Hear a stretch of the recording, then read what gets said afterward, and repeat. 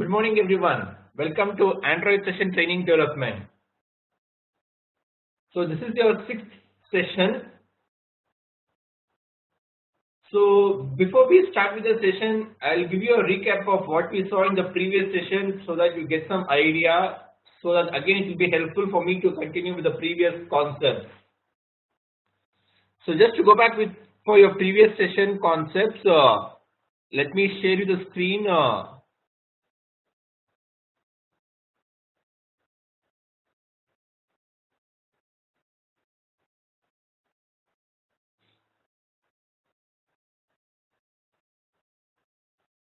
I'll open the app.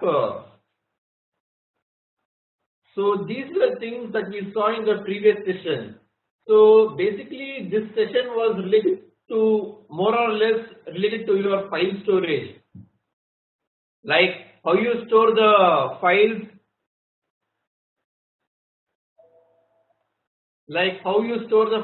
or data inside the local storage, right? Because most of the times it is very much important that once you get the data into the mobile, and if you want to make it offline, you need to store the data in the local device so that you are not dependent on the server, right? So again, for storing the data on the local device, there are a lot of different ways of storing it. So we saw all those things. So I'll just give a glimpse of what we saw. The first method was your internal storage or external storage,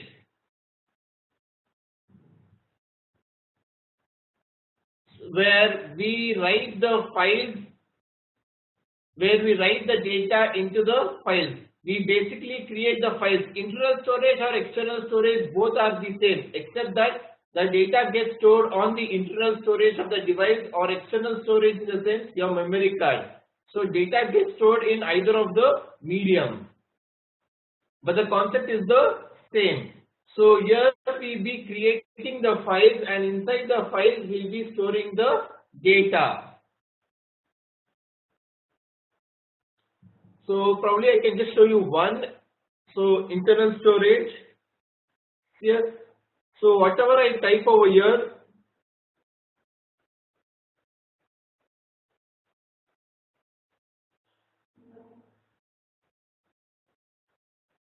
so when I click on save, it saves the text.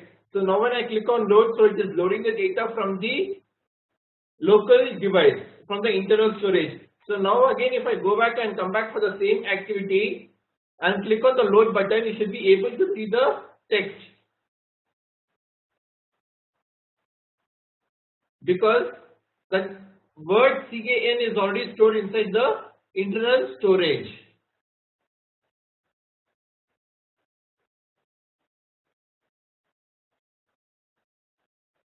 The same thing will be applied even for the external storage. So in this internal and external storage, you basically create the files, and inside the files you will be writing or reading the data. So it's basically the file operations. Earlier, whenever you learned Java, you might have seen the file operations, right? File operations: reading the file, writing the file, appending to the file, deleting a file. So the same operations you do even over here.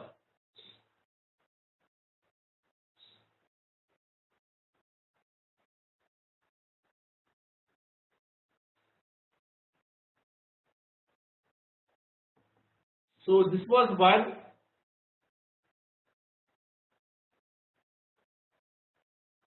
The second way of storing the data was your through SQLite concept. Your SQLite is used for storing the data in tables concept. Basically, you know the database concept, right? RDBMS concept, relational database management system, where you write the queries for creating the tables, creating the rows, creating the columns, all these things. The same thing will be applied even over here, but that is in a very broader scale, and it is a very popular softwares are there for handling this one, like RDBMS, like Oracle, Microsoft SQL Server, MySQL. So these are all the popular softwares for handling the data. But what you can see over here is the SQLite, which is a very smaller case. It is a very smaller version. And whatever features you see in the RDBMS software, you might not find everything over here because this is a very smaller one.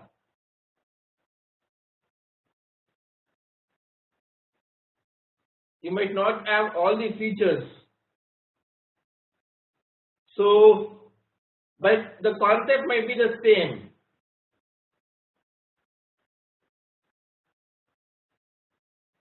You need to create the tables, you need to create the rows and columns, you need to insert the data in the form of rows. You can set the primary key, you can set the auto increment.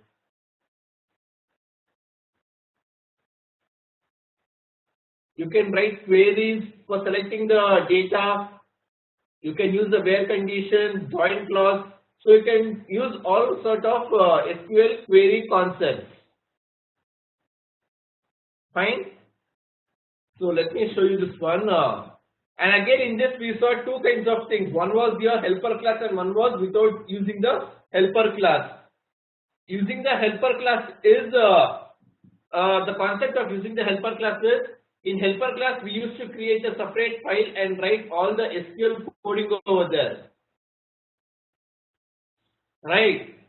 When we use the helper class, we used to create a separate Java class and write the SQLite coding over there. And then we used to declare the object and use it. But without using the helper class,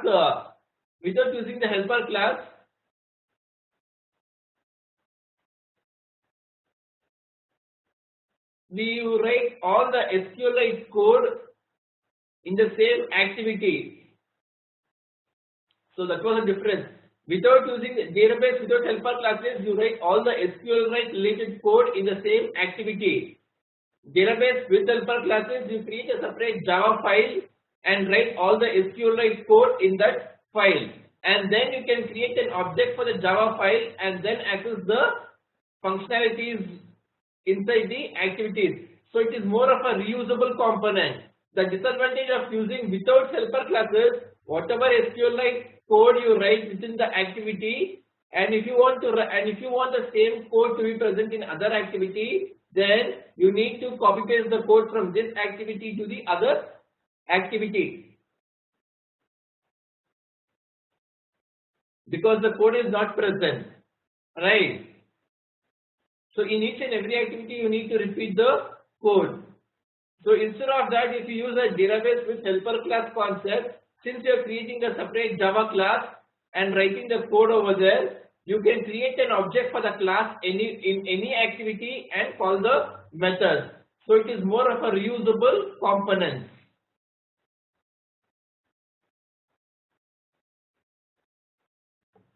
And this was the second way. The third way was it was the share preferences.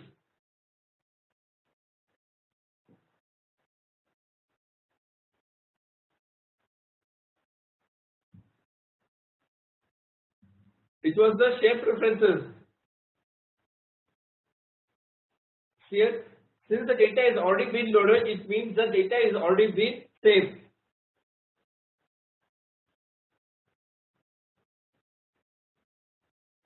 So here in share preferences, you are storing the data in a form of a key value pair. So in these kind of scenarios can be used for, okay, I'll give you an example when you can use the share preferences. See, you might have a login application, right? You might have an application. Once the user registers and logins, is gone to the home screen, right? Or some dashboard kind of screens where you navigate him. So once he's in the home screen and keeps doing some operations, again he closes the app. Again when he opens the app, where do you want him to take? I mean, where does he wish to be navigated? Usually the user experiences, it should be navigated to the home screen, right? Without the login screen, because the user is already logged in. Same example like a WhatsApp or Facebook. He's already logged in, right? He's already logged in, so he's directly taken for the home screen. Is directly taken for the home screen. So same thing. How is it being handled?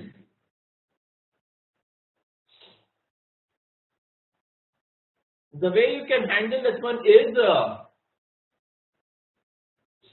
the way you can handle that one is, see, once the user registers, you can store the some kind of credentials, because once you register, the data is being stored inside. I mean, once you register, it is being stored in the server, right? And the server will give you some kind of token indicating that once you register, the server will give you some kind of indication that you have been registered, and the token, and it will give you some kind of token. So you can store that, and you can store that token on the local device, indicating that the user is successfully logged in. So you store that token using the shared preferences. Basically, the shared preferences is key value pair. It is key value pair. So you can create some kind of variable and value and store it inside the shared preferences. Basically, it creates an XML file and store it inside the data/pref folder in your local device. The user will not be able to access that data. It can be accessed through programmatically. So you access this one through share preferences, and you store the data. So next time when the user logs in, next time when the user opens the next time when the user opens the app, you just check whether the token is present or not. If the token is present in the device in the shared preferences, it means that user is already registered. So in that case, you can directly take him for the home activity. If not, you take him for the login activity. So again, I just give a more brief. Here you can create one extra activity called as splash screen. I mean, I think you might have seen the splash screen, right? Once the app opens, you might see the app logo, some loading kind of symbol before it takes you for the login screen or home screen, right? So you can create a splash screen over there. Instead of splash screen activity, you can write this code, checking whether the token is present inside the shared preferences or not. If the token is present, you can take him for the home screen. If the token is not present, you can take him for the login screen.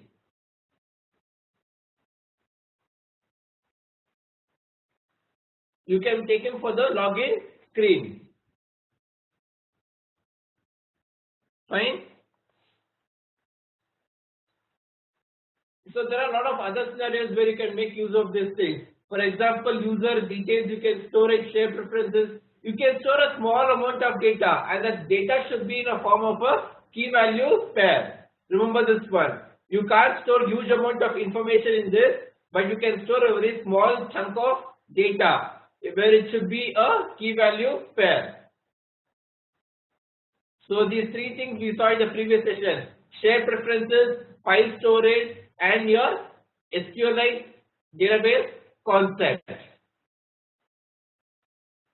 So if you have any doubts related to your previous session, you can ask now.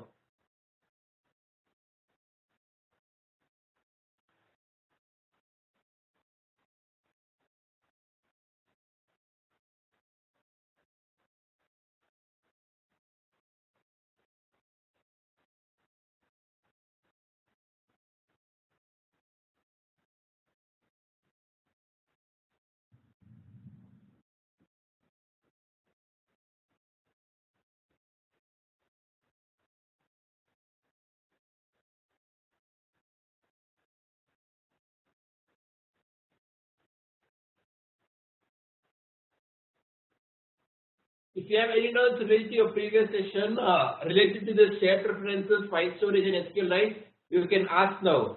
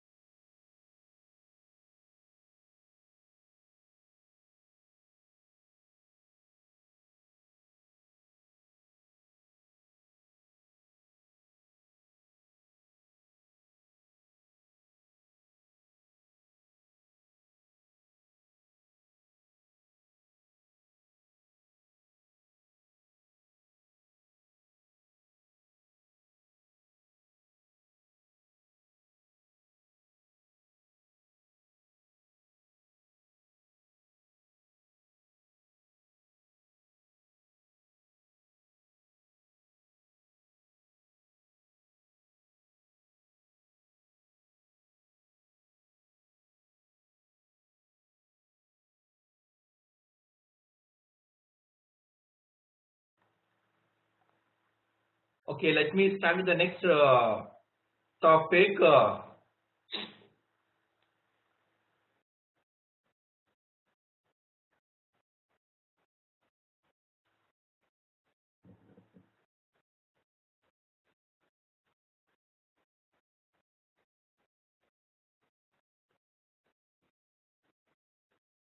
So, in the we have something called as network connection checking and async and neural demonstration concept. Fine. So now, if you want to connect to server and get some data, how do you do it? Right? Because most of the times you might want to get the data from the server. You might want to get the data from the server and store it locally. So basically, you need to make a network call or a server call from your device. So in that case, you need to do some few steps. You need to check whether internet is present or not, something like that, right? You need to check whether internet is there or not.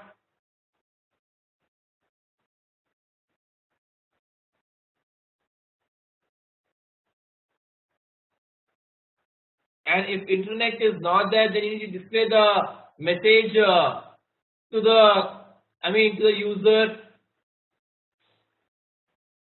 If internet is there, then you can make the server call, get the data and store it on the device, or do whatever operations you want.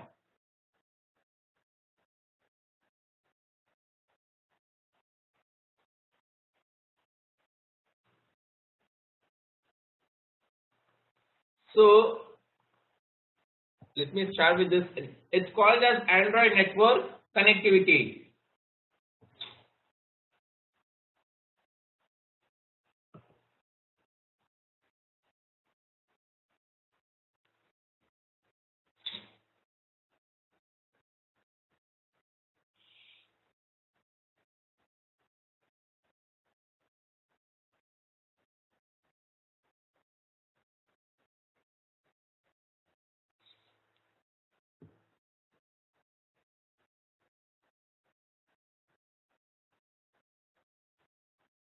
Android allows your application to connect to the internet or any other local network and perform network operations.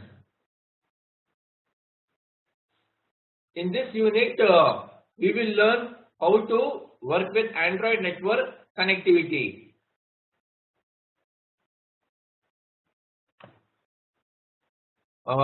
Just give me 2 minutes.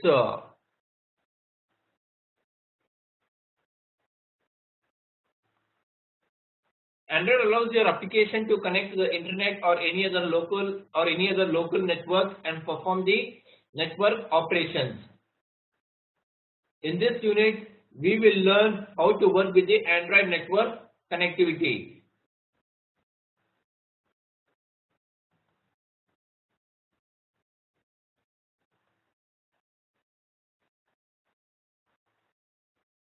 So at the end of this unit, you will be able to understand how to identify how to work with the Android network connectivity, identify how to run tasks in background using async tasks. Remember this one? Identify how to run tasks in background using async tasks. It's a class actually provided by the Android framework. Next, how to make network calls using HTTP URL connection. Again, this is the built-in class. So let's see each and everything.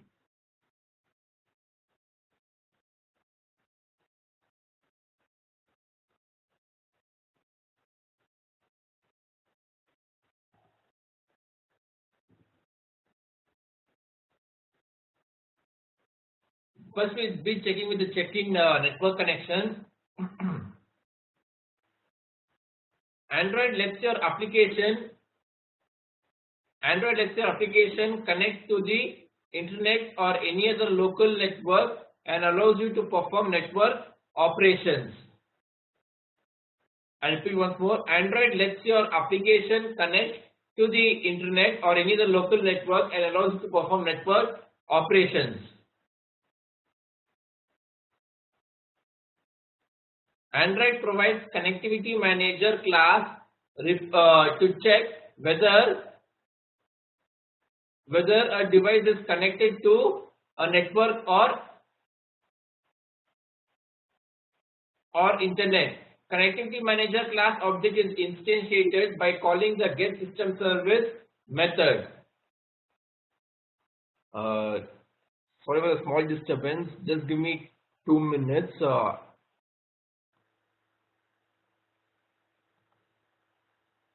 So if you want to check whether the internet is present or not, you can use the connectivity manager class. It's a built-in class provided by the Android framework. So using this connectivity manager class and slightly with other features, you can check whether internet is present or not. If internet is present, you can do some operations. Basically, it gives you some kind of indication whether it is there or not. So this is the code. You need to say connectivity manager object name equals to get system service context.get connectivity. Context.connectivity service. Remember, you should instantiate the connectivity manager class by using the get system service function.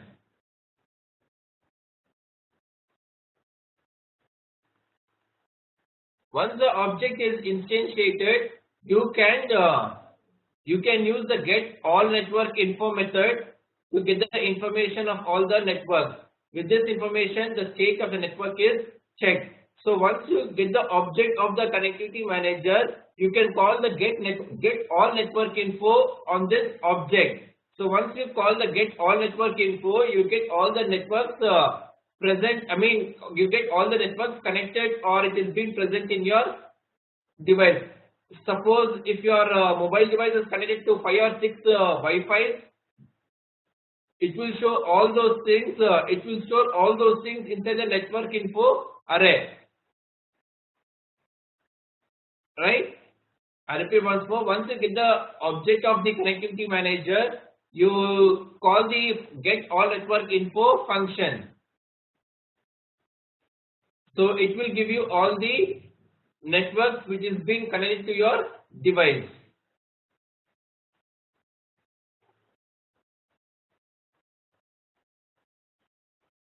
So you can use this network info. I'll show you an example of how it is being done in the code.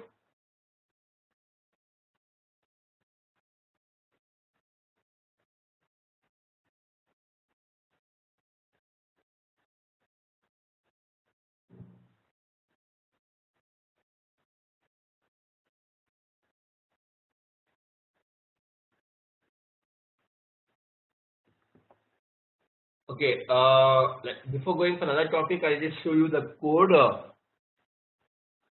Okay, let me show you the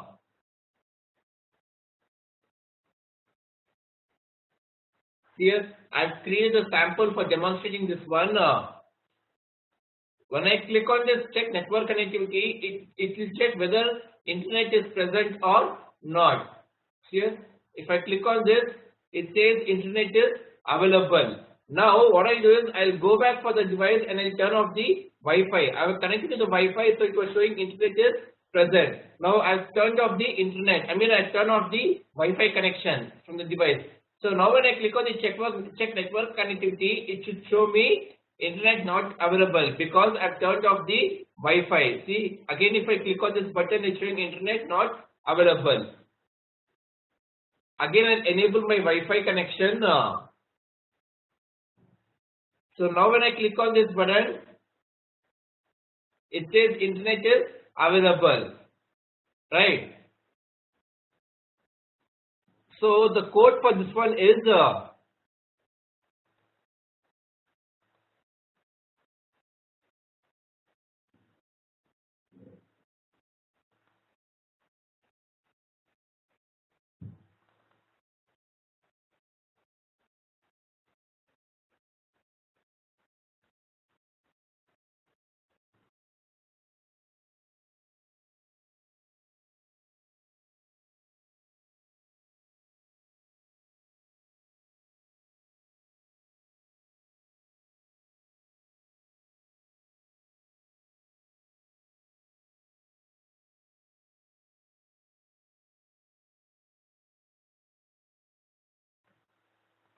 So here I've created a separate class.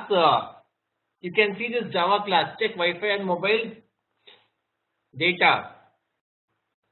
So I've created a separate Java class. In this Java class, you can see that I've created a static function which will return you the Boolean value. So instead of writing this code in each and every place throughout your application, I've just created a separate Java class and put this file. I've written this function over here. So I can just call this function by using this class name to check whether internet is there or not. It will be easy, right? So even in your case, what you can do is you can just copy paste this file into your application, and check for internet connection just by calling this class name dot function name. Instead of, if not, you have to copy this entire code throughout your application and keep checking for network connection.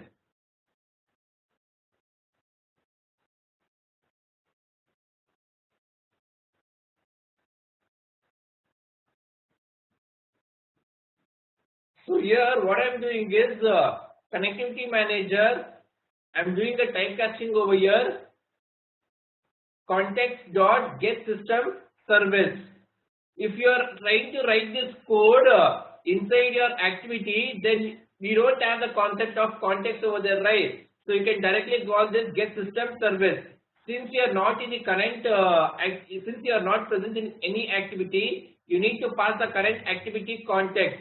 So here you are passing the current activity context and then calling this get system service function. Yes, if I go back for my activity and if I just copy paste the code somewhere over here, fine, here there is no need for context because already I am in the current context, right? Already I am in the current context, so no need to use the context over here. I can directly call this get system service because it is present inside your op compact activity file.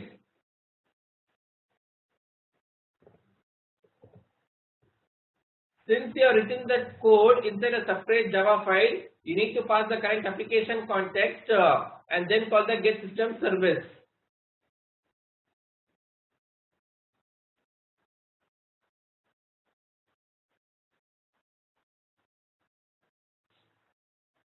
So just check for whether connectivity is null or not. If the connectivity is not null, make you get all the network info and store it inside the network info array. Again, check if info is null or not, and inside the for loop you just iterate each and everything.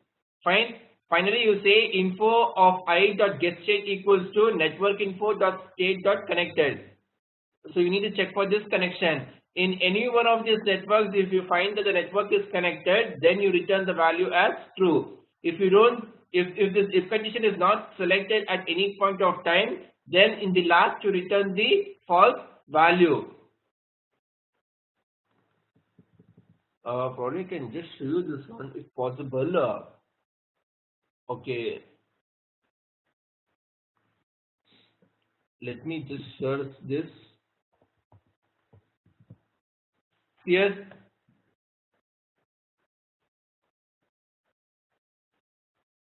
I've just logged the information.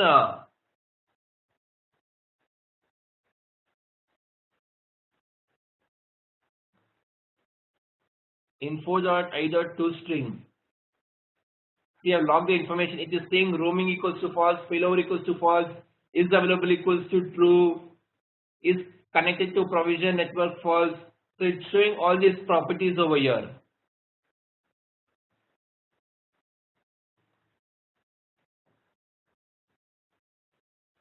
So once this condition is met to true, then it means that internet is present. So then you can return the true value. So like this, you can check for internet connection. And from here, you can, this is the code I've written in the activity. I think you saw this design, right? There is only one button. So for this one button, I'm registering the click listener over here. So inside this click listener, on click, Inside the enclave, I'm checking if internet is there or not. How do you check? Check Wi-Fi mobile data dot is connected. The reason why I'm not declaring an object for this function is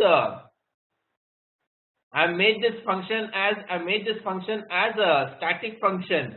So you need to declare an object for the class. So you can directly call this function by using the class name. So class name dot is connected. Pass the current application context. So once you pass, it will return you either true or false. So once it is true, you just display a message, internet is available, else internet is not available. Fine. So this was the network connection, checking whether internet is there or not.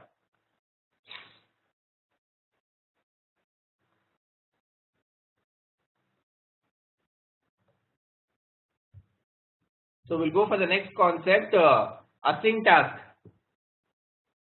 Async task is an abstract class provided by Android which helps us to use the UI thread properly. Async task allows us to perform long background operations and shows its results on the UI thread without having to manipulate the threads. I think in Java you might have seen the runnable interface and threads concept, right? Where you create a separate thread and run the do some operations over there on a separate thread. So the same thing is available even over here, but instead of using the thread and runnable concept, you can still use it. But if you want to perform the same thing, instead of doing such a complicated task, you can use this async task class, which is the library provided in the Android framework.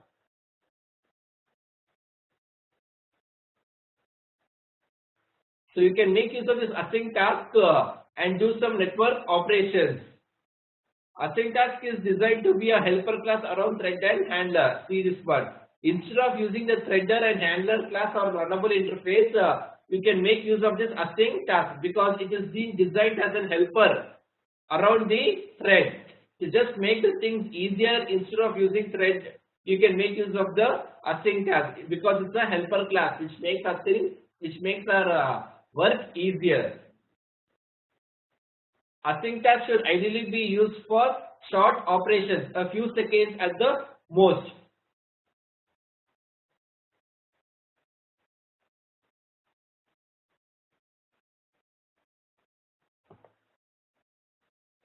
So when an asynchronous task is executed, the task goes through 4 steps.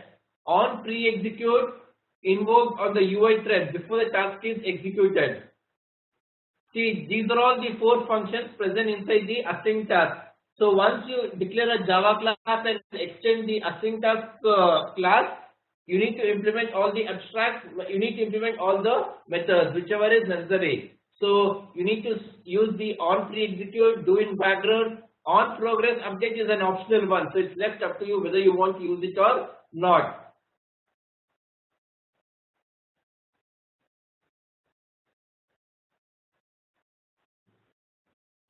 And finally, on post execute.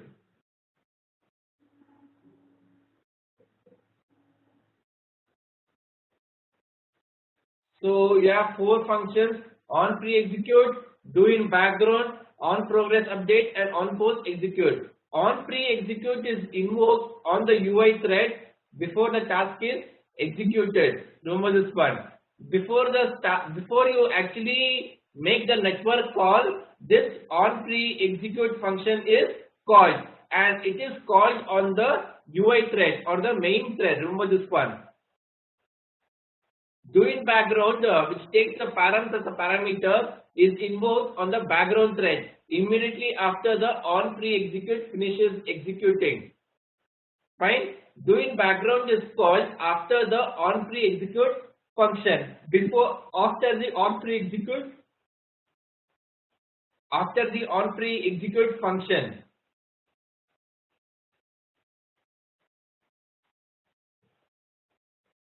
So this doing background function will be running on a separate thread.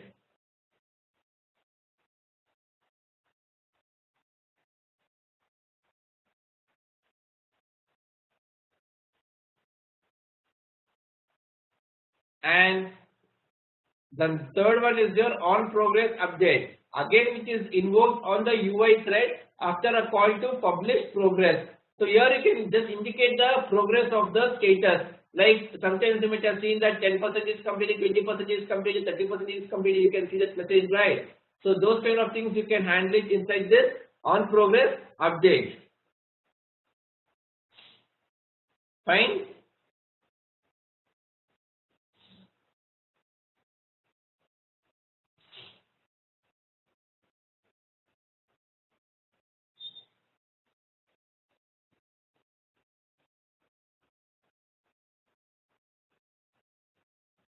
So the last one is your on post execute.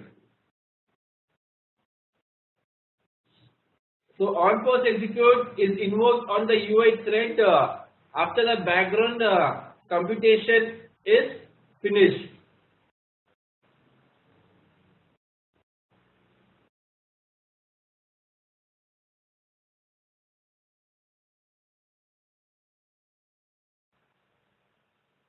On post execute is called after the doing background function finishes its task. And again, on post execute is invoked on the UI thread after the background computation is finished. So on pre execute is called before the doing background function. On post execute is called after the doing background function. Fine.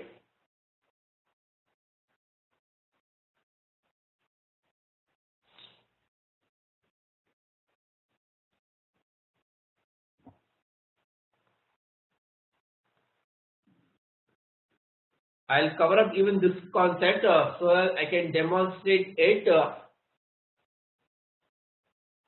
I'll show you the example for async task. The next one is your HTTP URL connection class. Android provides HTTP URL connection and URL class to handle network operations.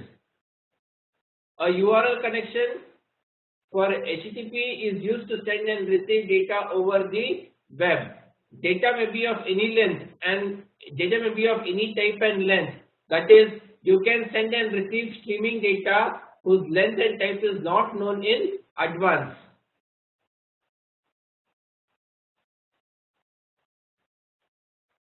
So I think you understood this one. Data may be of any type or any length. We don't mind whether it's a JSON data or XML data or a string data or whatever is it. So we don't mind what kind of type it is or what is the length of it. You can send and receive the data whose length and type is not known in advance. So only when you receive the response will come to know the length and type of it. So basically using this HTTP URL connection and URL class, you can perform all these things. So you need to instantiate an object of a URL class by providing the link. For example, URL object name equals to new URL and this link will be the link of your server.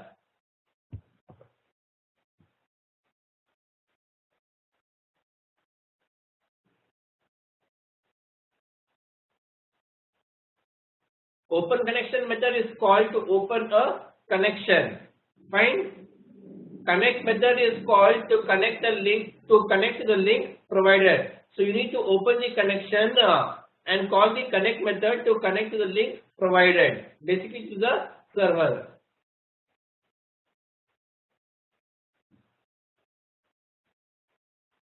Using the HTTP URL connection object, you can send and receive data over the web.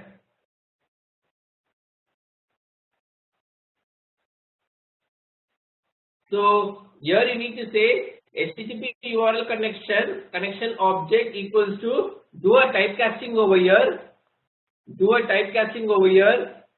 and you need to say URL dot open connection where URL is this object. Fine. Once you say URL dot open connection, you get this connection object. So then you can say connection dot connect, which connects to the link provided.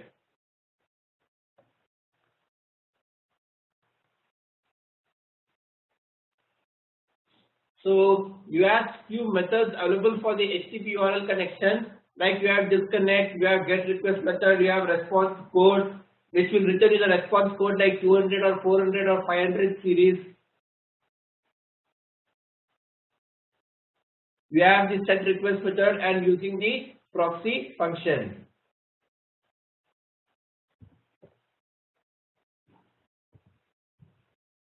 So let me show you the,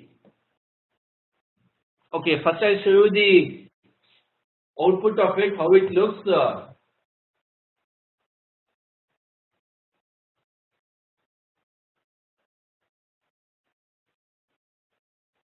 I demonstrated the async and URL concept directly in a single example.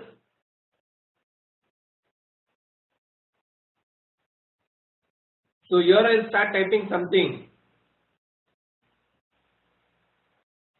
I'll type something and click on this get data. So here you can, okay.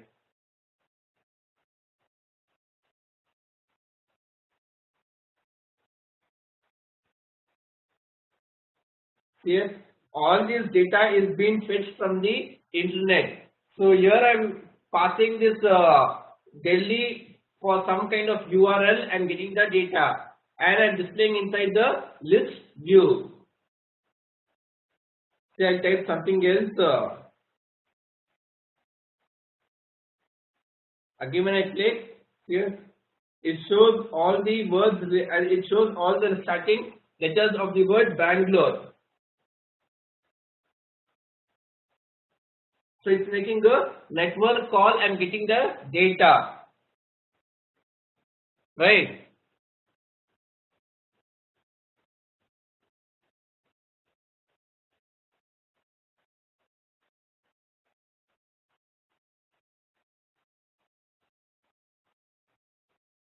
So I'll explain you the code.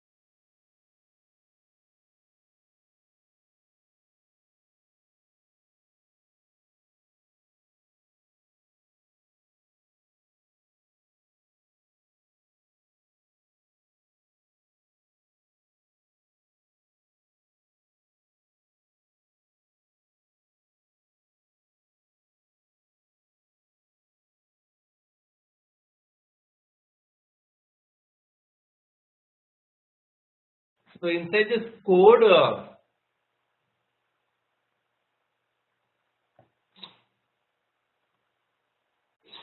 mm, let me show you the XML file first.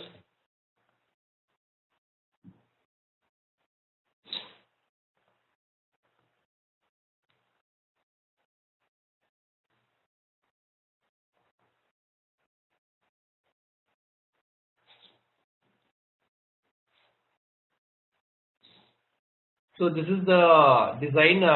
Here I have put the text concept. Here I have put the edit text for typing here, and this is the button. And finally, I have the list view control for displaying the data. And finally, I have the progress bar. You are not able to see the progress bar because the data is fetched very fast.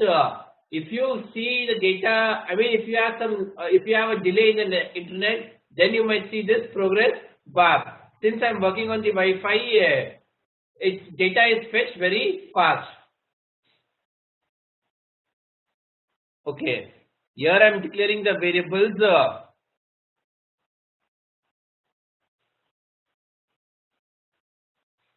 Next, I am getting the reference of all the UI controls. Next, I have created an adapter for displaying the data. Since it is of the type list of string, so I am doing the same thing. I am using one adapter for displaying the data. Next, I am giving that adapter for the list view.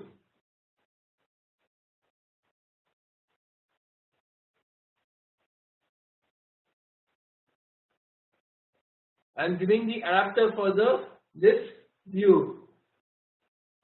Next, when you click on the button, get data button, I'm calling this function.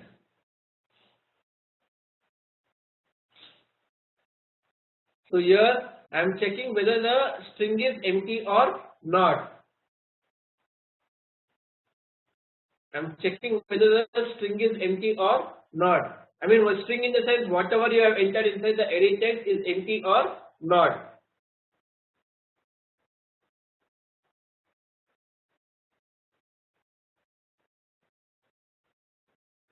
So if it is not empty, get into the if condition and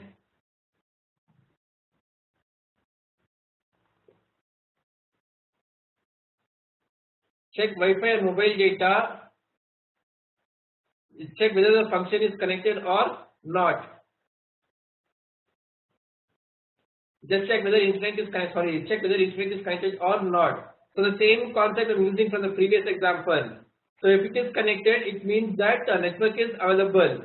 So you can make a network call. If internet is not available, then I'm displaying the message, no internet. If internet is there, then I'm declaring an object for the web buzzing task and passing the parameter for the execute function.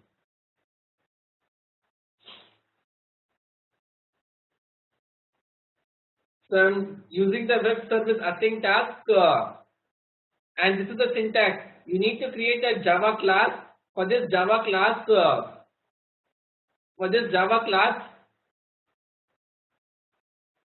you need to extend the async task class. Once you extend the async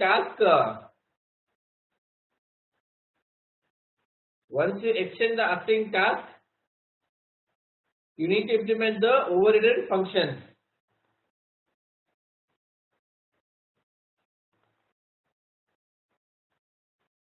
So here inside the on pre-execute, you need to override all these functions. So inside the on pre-execute, you need to, here I'm calling the progress bar set visibility equals to true. So I'm making the progress bar to be visible. Fine. And inside the do in background,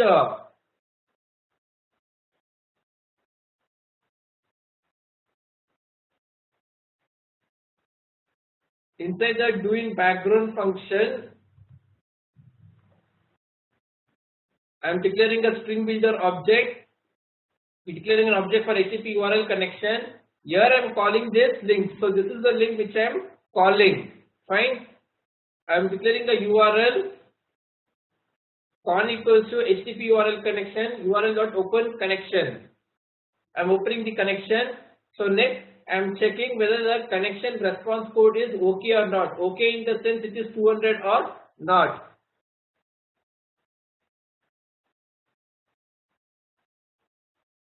So just check whether the response code is 200 or not. Next, read all the data.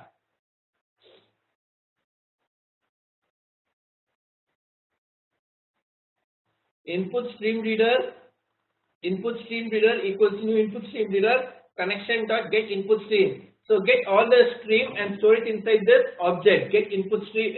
Store it inside this input stream reader. Next, create a buffer reader. So to convert the input stream to string, we use the builder reader buffer reader dot readline method. We iterate until the buffer reader returns null, which means that there is no more data to read. Each line will be appended to a string builder and returned as a string. Remember this one.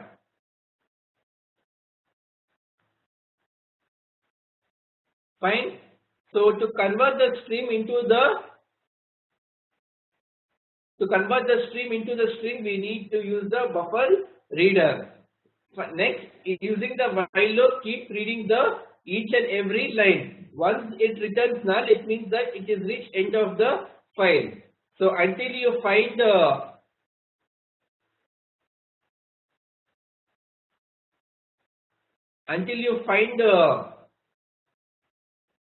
slash n or until you find the null, keep reading and keep appending it for the builder. And you need to implement this catch blocks, and finally inside the finally block, close the connection. If connection is not equal to null, connection dot disconnect and return the builder dot to string. So basically here you are returning a string value. So the return type is string. Fine. Here you are retrieving the string of array, which is the variable argity method concept. There is a concept called as variable argity method in Java. So you can pass any number of string parameters. Since you have specified string over here, you can pass any number of parameters for the params. Usually declare the length of the array, right, and pass the specific length. But in this case, you can pass any number of parameters, which should be of the type string. So whatever string value you returned over here, just check whether it is null or not. If it is null, say no data. If it is not null, you need to pass that string data, convert the string into JSON array, and then display it inside using the list view. So here I'm giving that string value for the JSON array, which is a built-in class. It converts the string into a JSON array. Next, from the JSON array, you get the JSON array of I. There is one more array within that response. So iterate the array list. So array list dot length, array list dot get string of I. So it will retrieve all the string values and store it inside the list. Finally, you say list view adapter dot notify data set change. So it will refresh the view. So if you want to see how the response will look, you can copy paste this.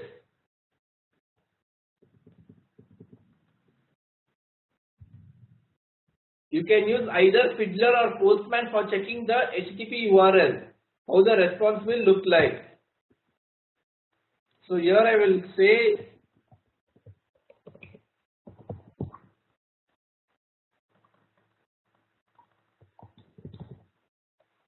here when I run this, see this is the output. Here I am getting all these strings. So since it is in the second position, so that's the reason I am saying JSON array dot get JSON array of 1. So here this is the JSON array, right? So from here I am getting all the values. So like this you can see the response, and then pass the string. Fine. Finally finally make the progress bar to be invisible. So this was the example for asynchronous concept, where I explained the async task and the URL and HTTP URL concept. So if you have any doubts related to this one, you can ask now.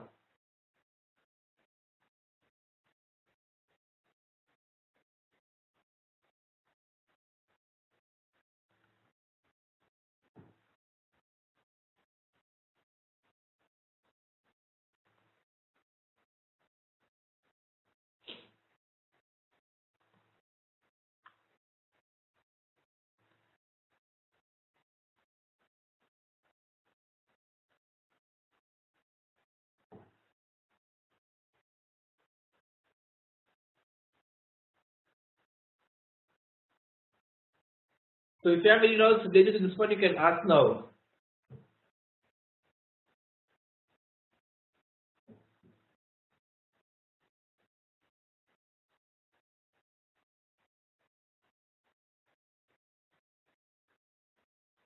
Okay, you can take a break for 5 minutes, and then we'll be starting with the next concept.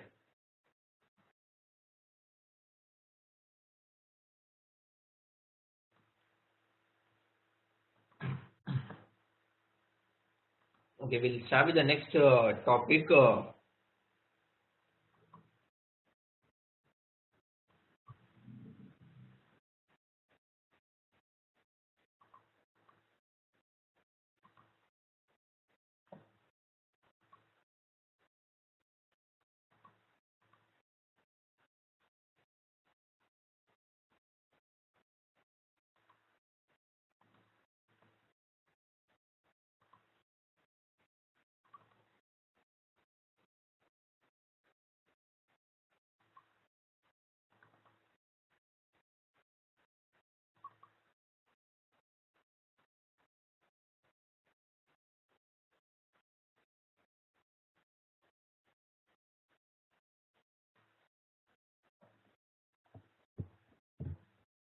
So building apps with location and maps.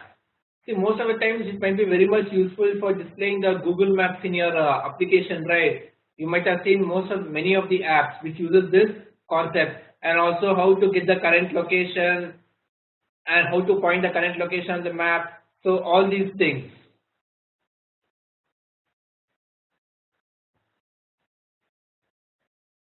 You can make your app more helpful and relevant to users by providing the location specific information. So in this unit, you will learn how to add the user location and map information in an app.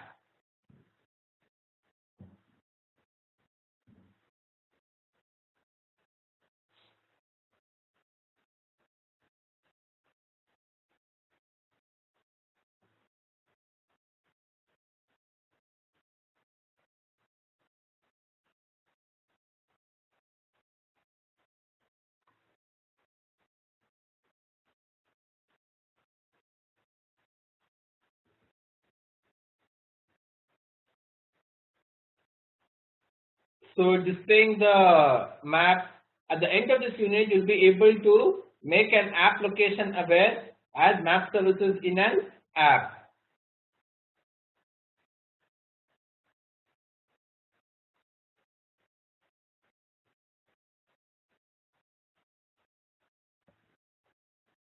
One of the unique features of mobile application is location awareness.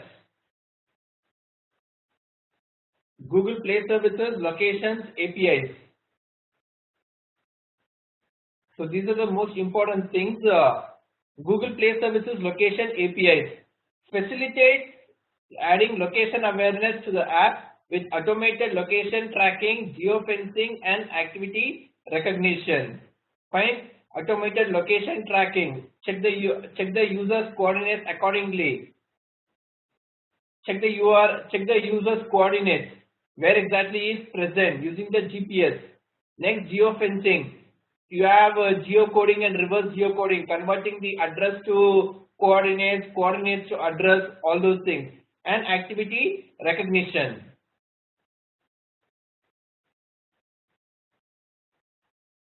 Are preferred over the Android framework location APIs as a way of adding location awareness to the app. This point is a continuation for the previous one, and it is used to fetch the current location, periodic location updates, and look up addresses.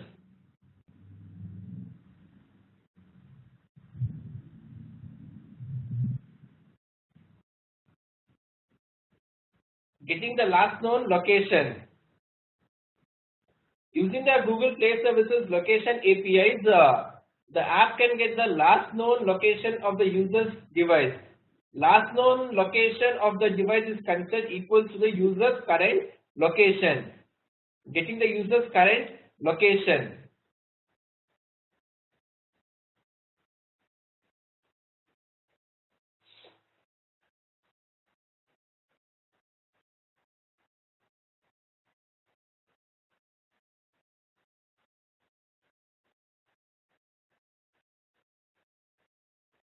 The fused location provider.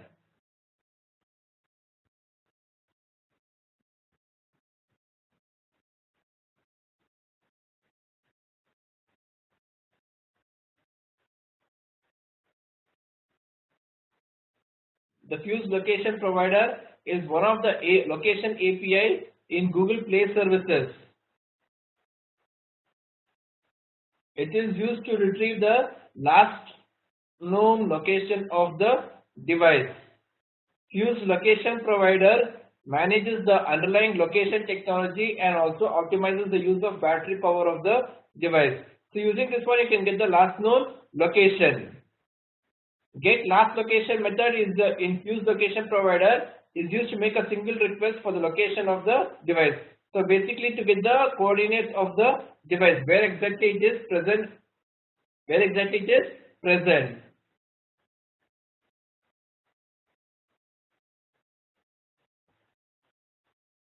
So to access the fused location provider, you need to include the Google Play Services in the app's development project. Fine. Download and install the Google Play Services component via the SDK manager and add the library to the project.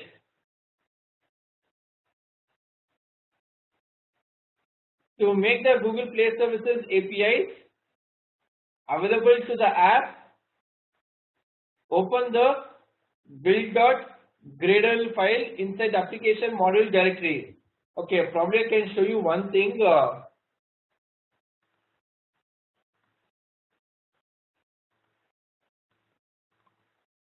I forgot to explain one thing. You need to put this permission whenever you're accessing the internet. I think I've already explained you this one. Anyways, just remember this one. Fine. Next, open the Gradle scripts.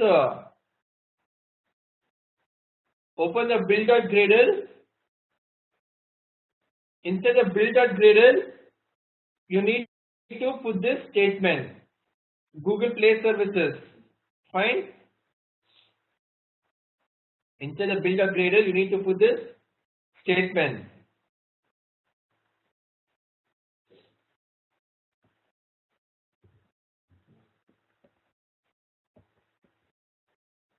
Now inside the build.gradle, add a new build role under dependencies for the latest version of Play Services, which I showed you now. So you need to put this statement. I mean, this might be an older one. Probably if you have the latest one, you can put that latest version number for Google Play Services.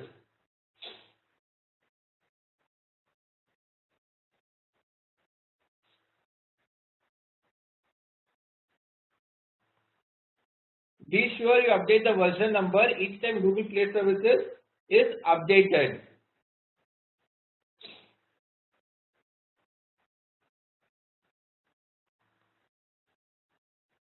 Save the changes and click Sync Project with Gradle files in the toolbar. So once you put that statement inside the build of Gradle, you click on the Sync Project on the top. So establishing your connection. Your app will be there. Inside your app, you have included the Google Play Services SDK, right? Google Play Services SDK, which will have the Google API client. So this will communicate with the Google Play Services app, which will be present in your device. Fine. This will interact with the Google Play Services app, which will interact with these servers. And this Google Play Services SDK will interact with the Google Play Services app. Probably I can show you if it is present.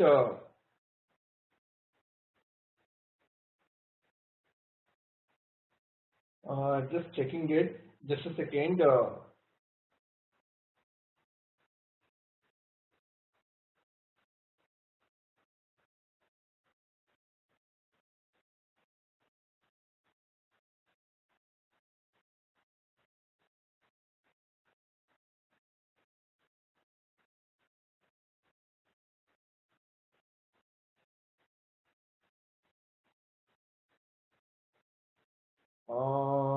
Need to go for settings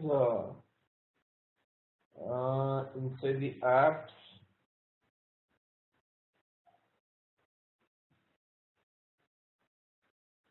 Here, check for Google.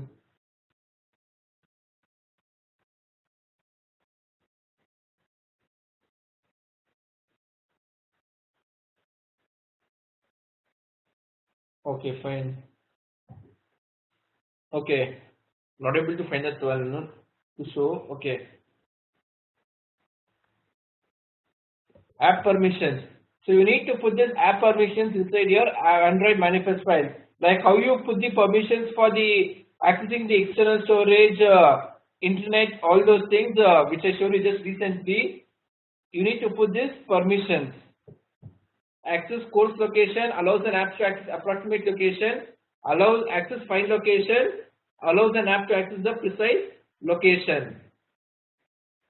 So request the permission with the user's permission element in the app manifest file. Here, like this.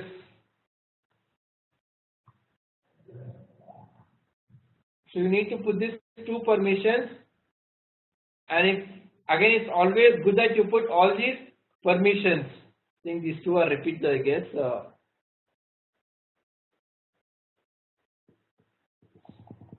You put, see, these two are for internet checking and network state, and the remaining three are for the Google Maps. So you put all these permissions whenever you're using the Google Map. Remember this one. Whenever you're using the Google Map, just copy paste this permissions. At different stages, it requires different permissions, right? So this will give you all the permissions.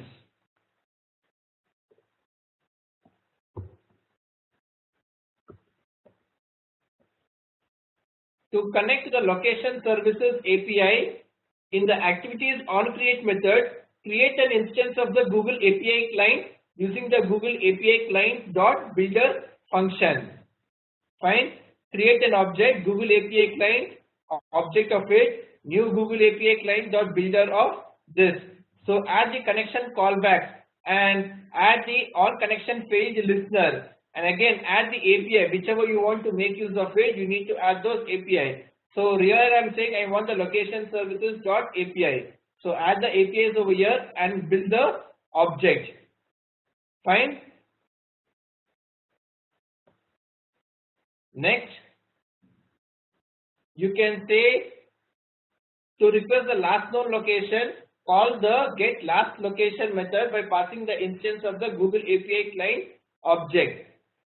Remember, your activity should implement the connection callbacks and on connection fail listener. So inside the on build location services dot use location API dot get last location, pass the pass the object which you created earlier. You created an object over here, right? M Google API client. So pass that object into this function. Fine. Next, check whether the location is null or not. If the location is not null, it means that you have the current user coordinates. So get the last known coordinates. You can say m last location dot get latitude and dot get longitude, which gives you the current coordinates. Get the coordinates and store it inside this variable. Fine.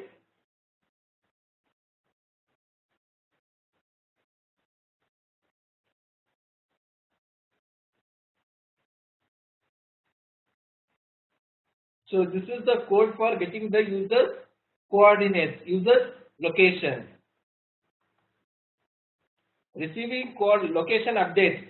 To start the regular updates of the location, call the method request location updates.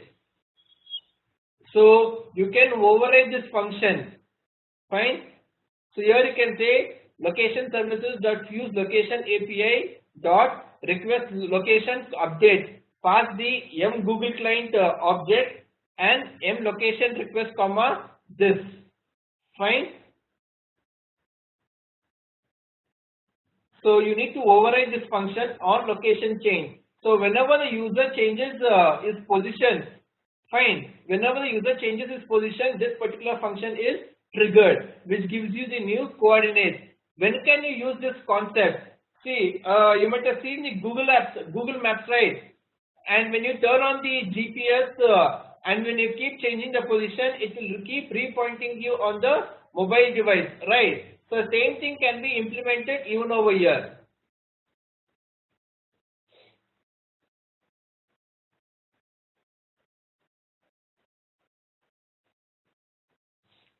So the same thing can be implemented even over here.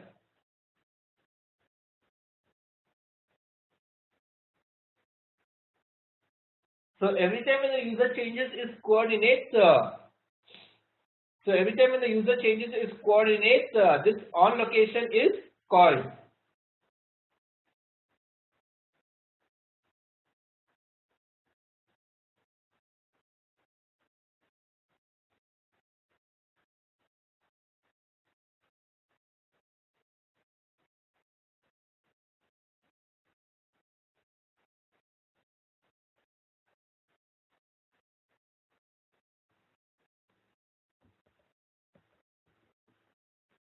displaying the location address. The process of converting a geographic location to an address is called reverse geocoding. Remember this one. The process of converting a geographic location to an address is called reverse geocoding. The opposite of that one is called geocoding.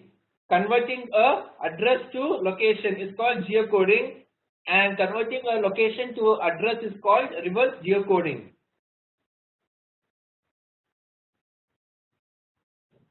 Create a geocoder object to handle the reverse geocoding. Geocoder equals to new geocoder of this comma locale get default.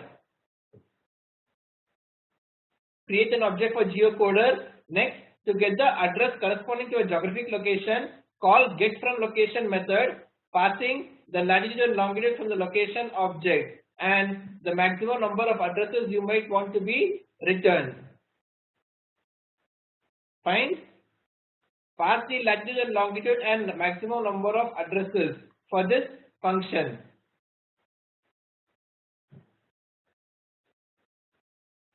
Next, list of addresses.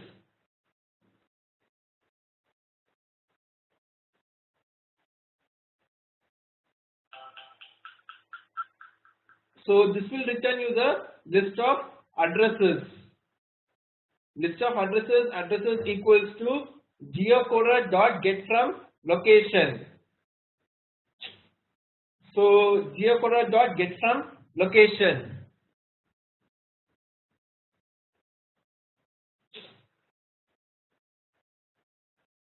So this will return you the list of addresses. So you can say geocoder.getFromLocation, pass the location.getLatitude and location.getLongitude and the number of addresses you want. So this will return the list of addresses. The geocoder returns an array of addresses. If no addresses were found to match the given location, it returns an empty list.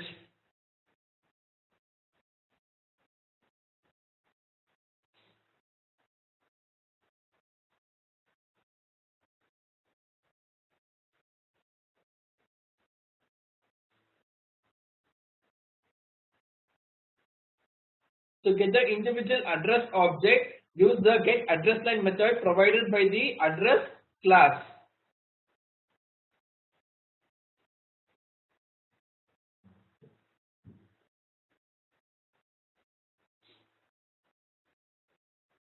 Addresses equals to address of get0. So we are getting the first object from the addresses list. So here I am declaring an array list of strings. Next, to fetch the address line, you can say just loop through that one, addresses.getMaxAddresses line index and say address.getAddressLine of I, which returns you all the addresses present inside the addresses object. Fine.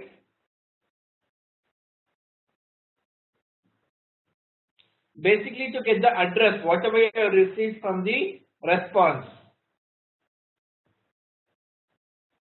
Next is the adding maps. Google provides Google Map and Map Fragment. I'll show you the samples once after finishing with this one. Fine. Google provides Google Map and Map Fragment API to integrate map in the Android application. Fine. Add this map fragment into your XML layout file. You need to add this code to your XML layout file.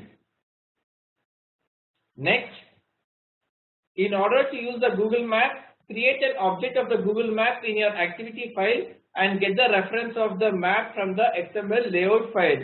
So add this line of statement which will display the Google Maps. Fine. If you want to get the reference of the Google Map, you can use this code. Next, make sure to put all these permissions. I told you before itself, right? To put all these permissions. Put all these permissions over there. Put all these permissions inside the manifest file. And you need to get the Google Map API key from the developer console. I'll be sharing you the snapshots of how to get this thing later. But remember, you need to get the Google Map API key from your developers console. You can use a Gmail account for opening the Google Map, Google's the developers console. From there you can get the key. Adding a marker. If you want to add the markers to the Google Maps, you can say to display the location on the map, you can place a marker with some text. To do so, use the add marker method. You can say like this: lat long equals to new lat long, specify some default coordinates. Next, marker object equals to Google Map. Google Map is nothing but the object which you retrieved over here. Fine.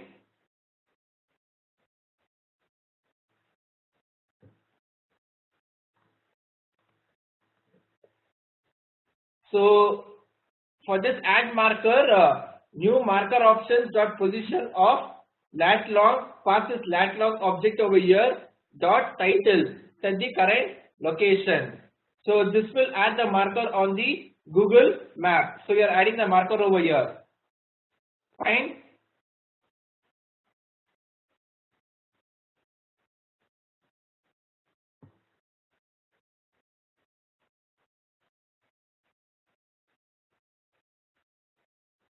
Next, changing the map type. You can also change the type of the map. There are 4 different types of map and each gives a different view of the map. So you can set all these things: Google Map dot set map type, normal or hybrid, satellite or terrain, whichever you want.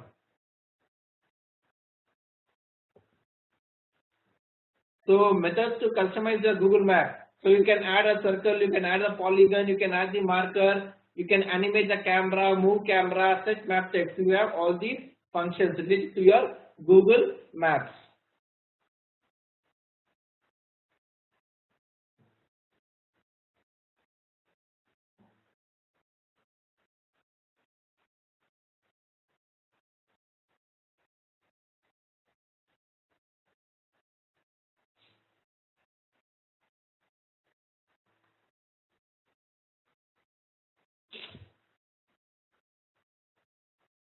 Let me show you the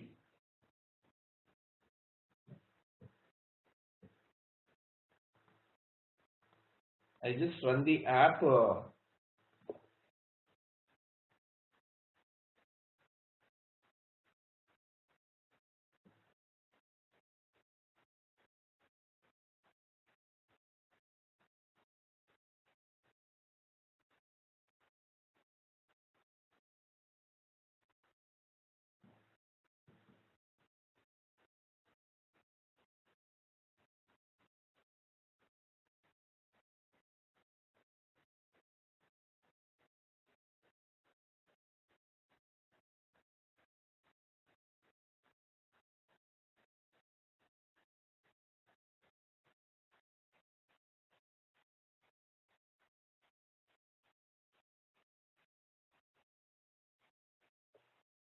Just a second, it's running the I just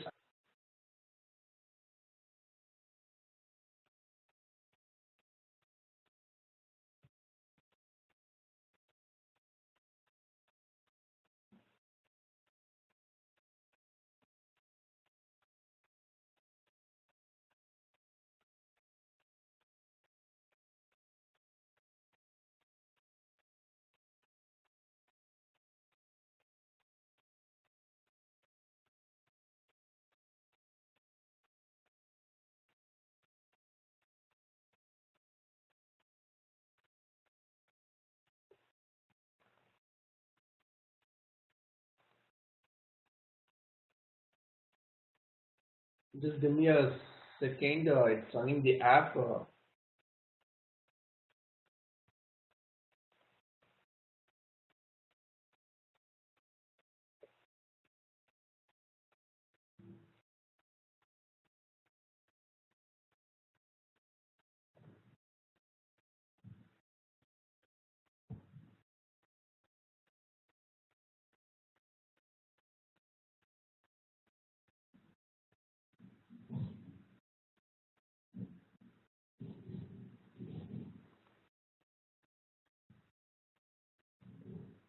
launching the activity.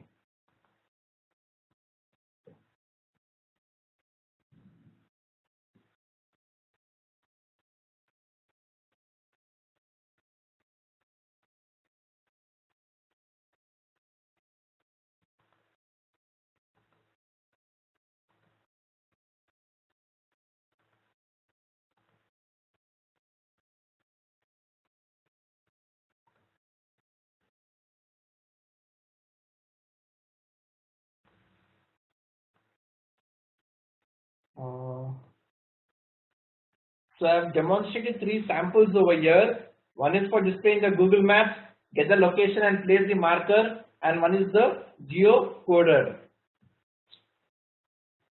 So displaying the Google Maps. So now when I click on the Google Maps, see it's displaying the Google Map and pointing the location somewhere on the Bangalore city. Fine. This is one sample. Second one is here, get the current location and displaying the coordinates. I think my location, I'll turn on my location.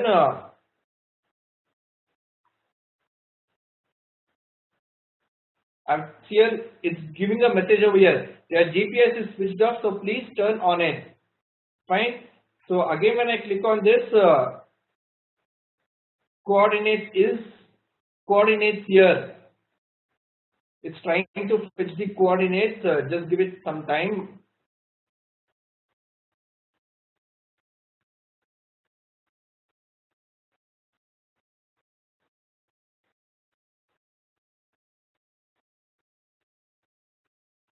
Here now it got the coordinates. It was trying to load and now it got the coordinates. Now it will pinpoint me where exactly I have been present. Right now I am in this location, so it is pinpointing at this particular location. Fine.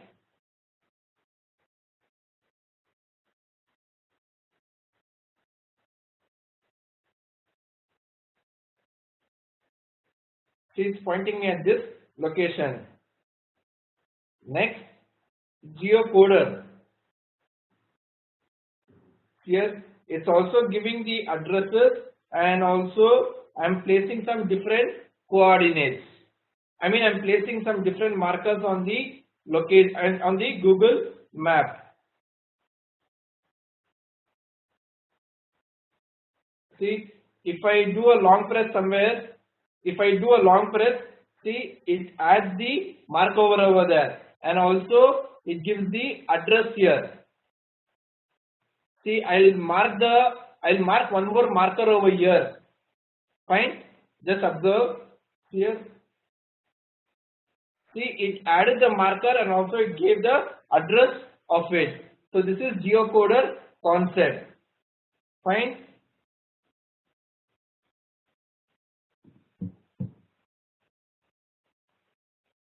Okay, let me show how to create a. I'll just create a new project and show you how to put the Google Maps, display the Google Maps. Remaining things is quite common, but I'll just show you how to display the Google Maps.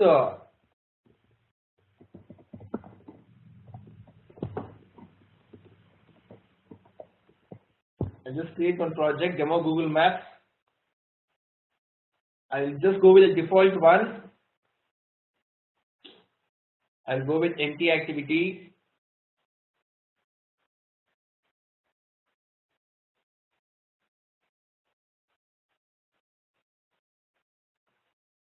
Or else I'll go with the Google Maps activity.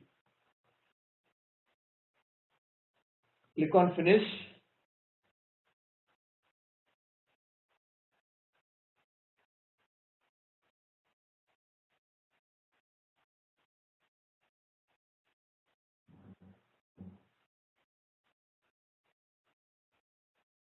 Now you can see that by default in your Android manifest file, it has added this permission. It has added that permission, and also one Google Maps API.xml file also is created where it is saying that you need to put the key over here. See, it's saying your key here. Let me show how to get the key. Fine. Let me show you how to get the key. Okay. So for your existing project, if you want to add the file, you can say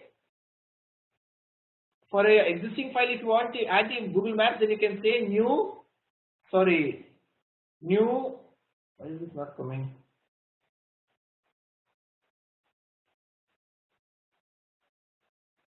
Okay, new activity. Here you can say, okay, Google Maps activity. So instead of creating a blank activity, I created directly Google Maps activity. But if you want to add the Google Maps for your existing project, then you can select this one, new Google and Google Maps activity. Fine. So here you can see this over here.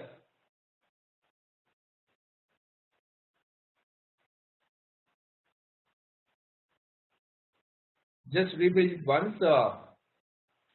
See, by default the Google Maps code is present. Fine.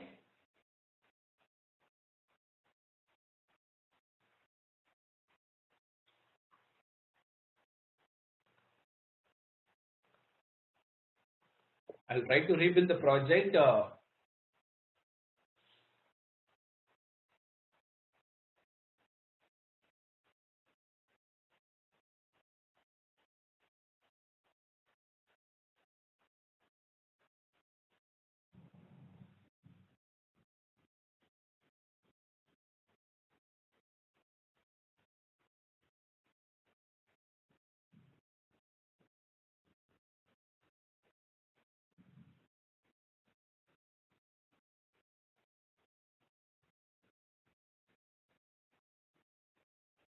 Oh, okay.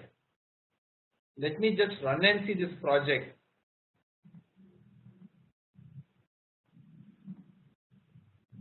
We'll see this sample later, but let me see running this project. Still, I have not put the key.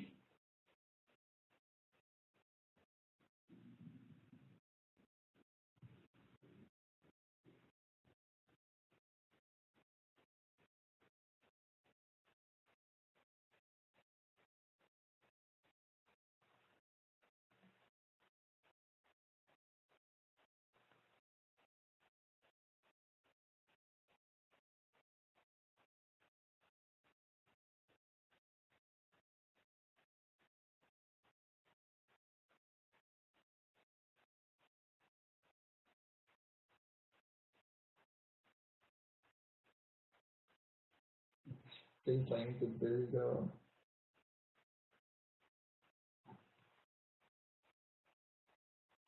Okay, my app is targeting, right? The reason why the reason why I'm getting that message is it's saying compilation SDK version Android 24 requires JDK 1.8 to compile.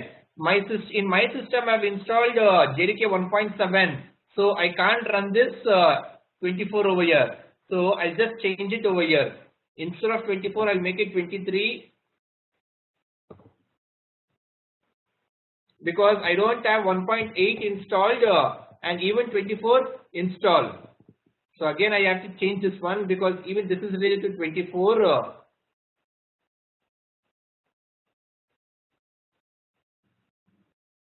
I'll just put the 23 version number.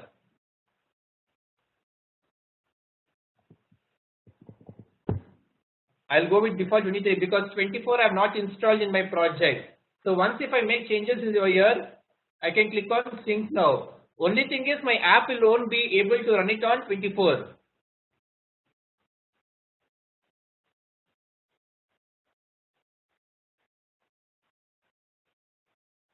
So if your system is capable of handling JDK 1.8 and API version 24, then you can just leave as it is.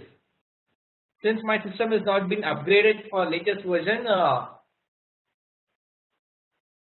it will give me some errors. So now let me run the project.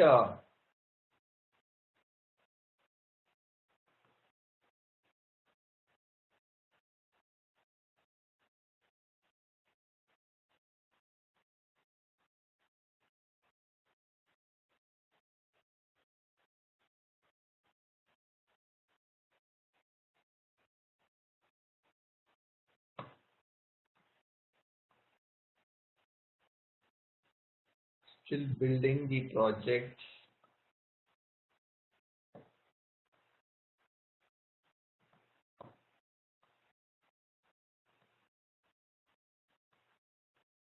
Okay.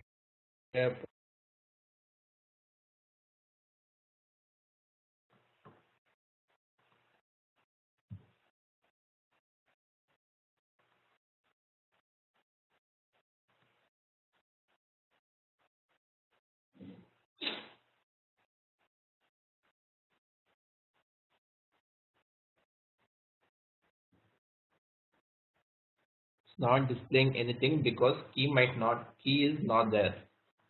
So see, nothing is getting displayed.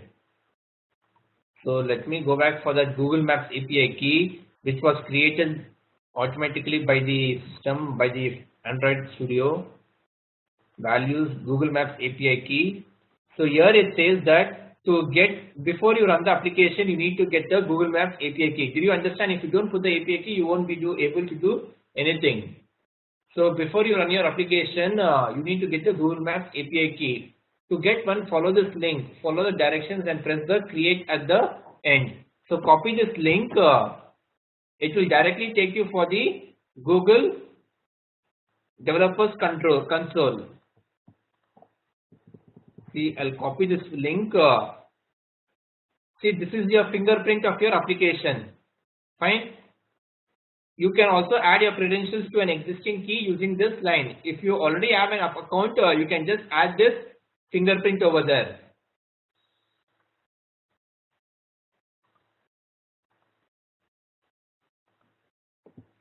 Okay, I just paste that link over here.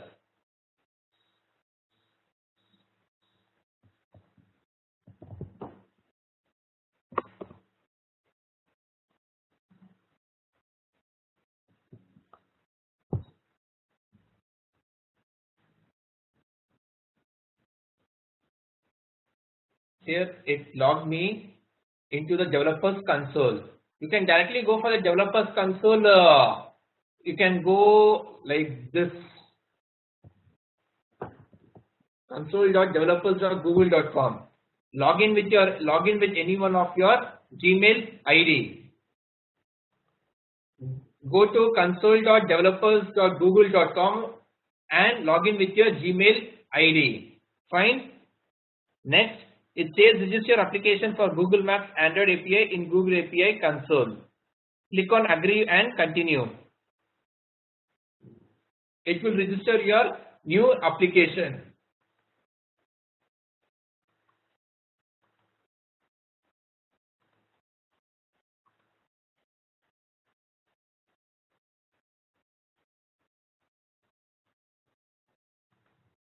Okay. Click on yes, I accept the thing. Click on agree and continue. The new project is being created.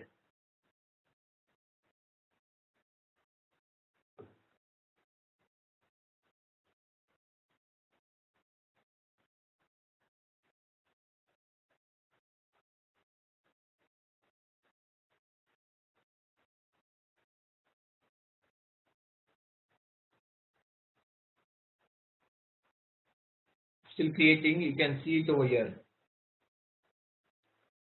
Enabling API. So it's very, Google has made everything very simple.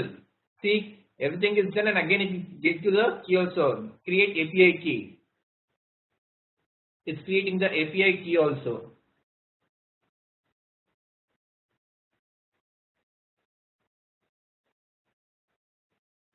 See, finally you got the key, and make sure you don't share this key with anyone. Fine. Now copy this key, go back for your Android Studio, and instead of your key here, replace the key which you got. Fine. Now again rerun the project.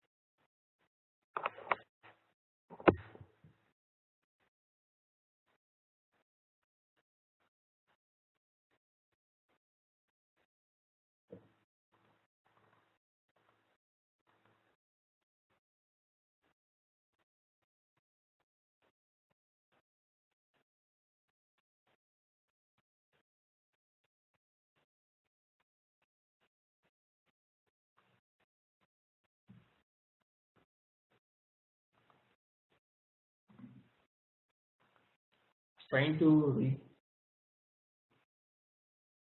rebuild the let me open up the screen.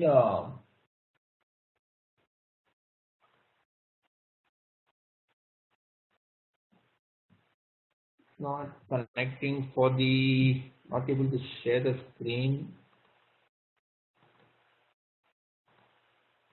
We restart ADB.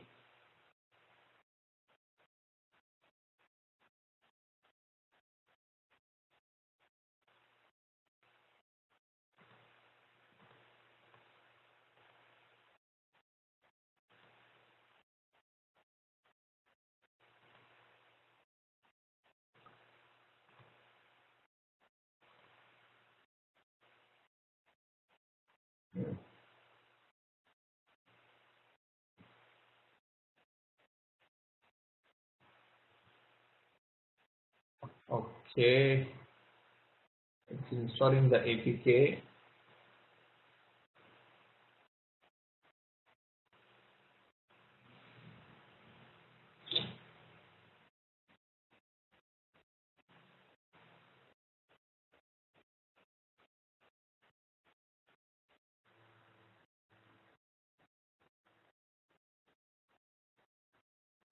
Here, superb. You're done. Just 5 minutes, you'll be able to open the Google Maps in your application. See, I didn't write any code. I just added one Google Maps activity. This file got created. I just followed these instructions over here, went to this link. It gave me the key. I put the key over here, ran the application. So Google Maps is displayed. It's pointing to a default location, but you can change. You can write some code and change the locations wherever you want. Fine.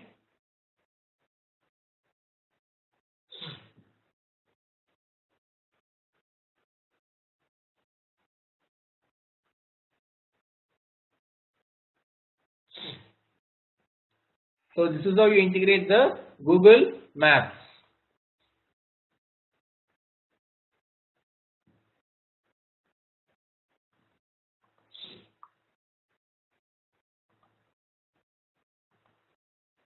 Let me explain the coding which I was showing you earlier.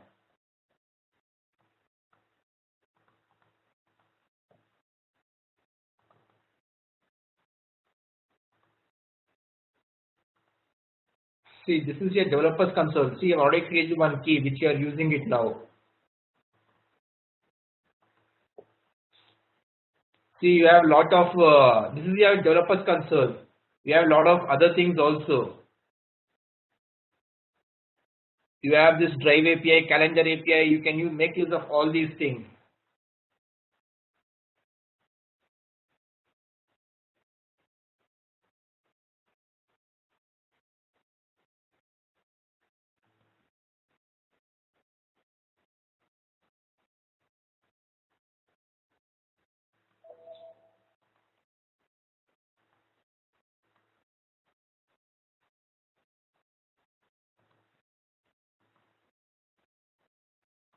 So, I showed you one sample.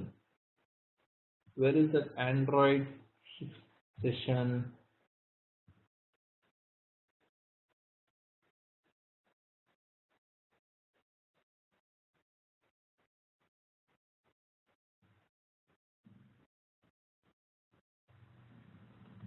Earlier I showed you one sample, right? Where is that?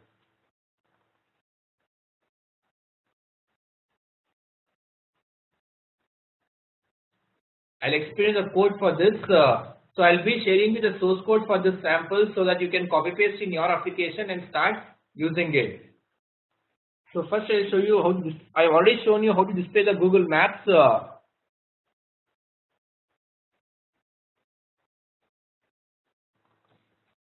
Here in the Maps activity, if you go for the activity Maps, see default thing which is being displayed. See, this is the default code for the Google Maps. So once you put this code, you'll get the Google Maps. After that,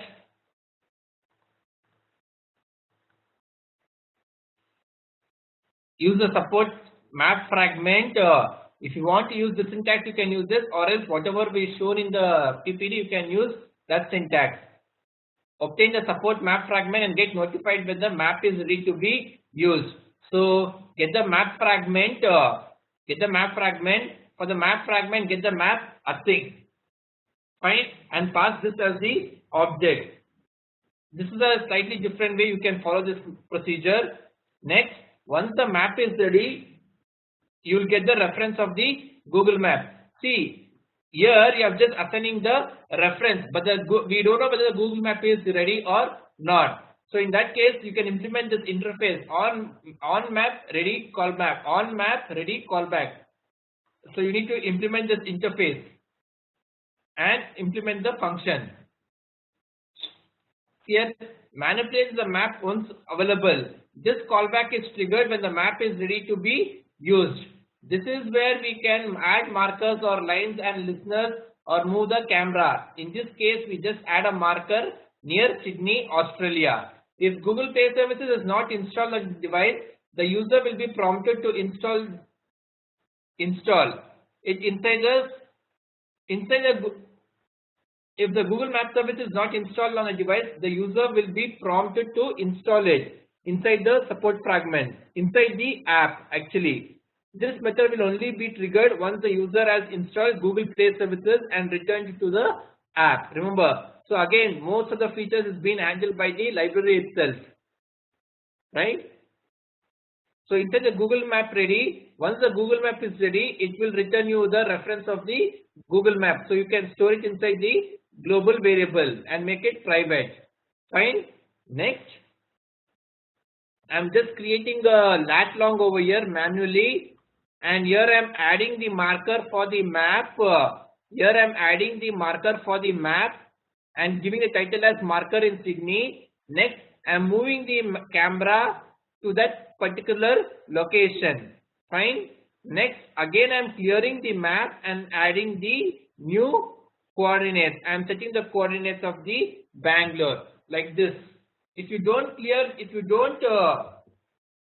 comment this function, then two markers will be visible on the map. If you just want single map, if you want single marker, then you can use this one. Fine. So basically, this is used for clearing the markers on the screen. Fine. So this was your first example. Second one was get location and place marker. See, it gave me the coordinates of my current location and place the marker over there, right? So that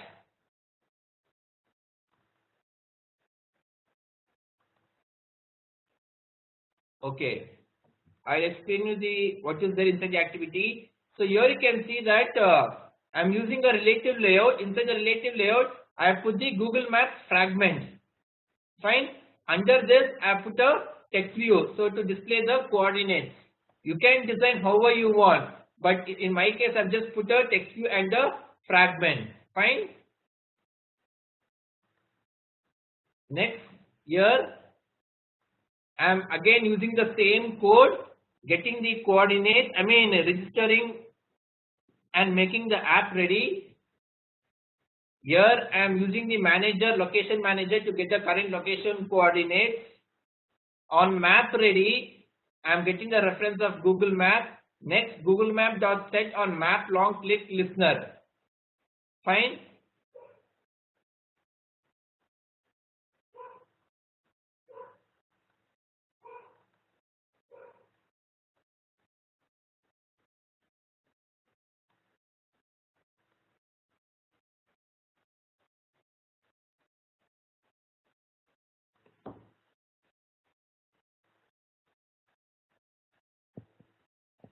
Let's just a second.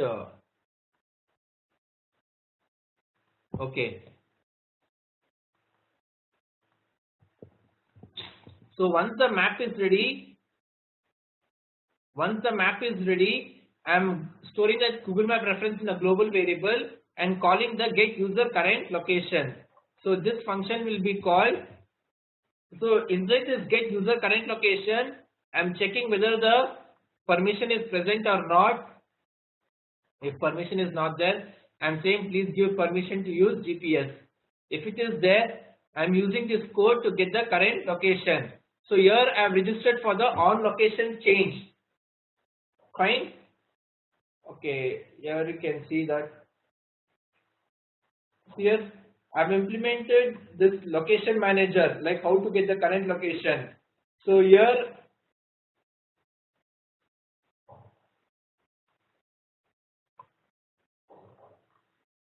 I'm checking if manager is provider enabled, checking whether network provider is present or not. Next, location listener, new location listener. When the location is changed, this function is called.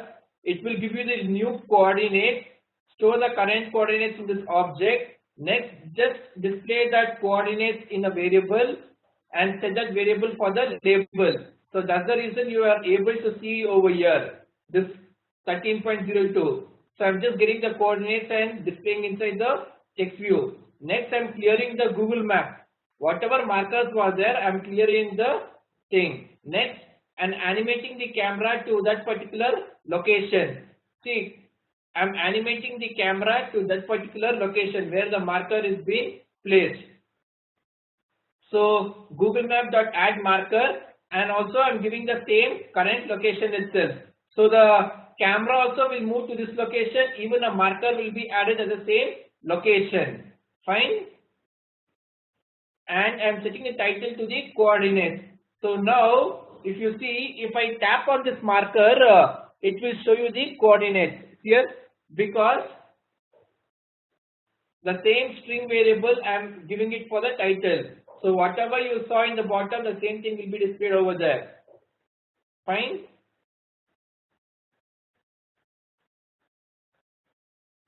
So manager that request location update, location manager.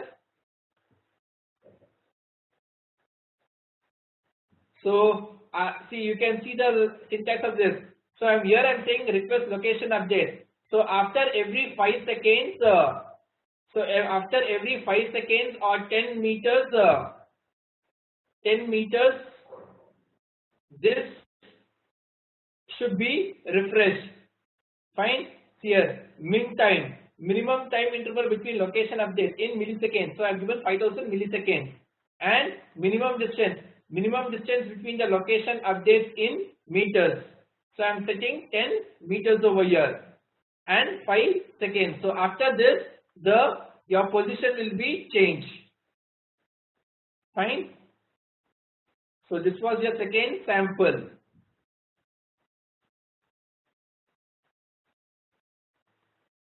The third one was placing the markers.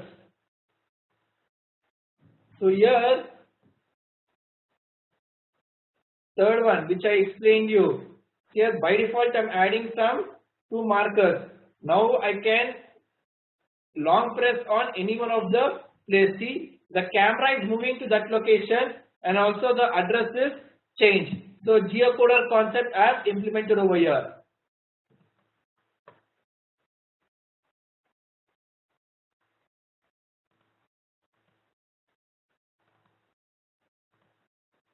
So the code is almost the same.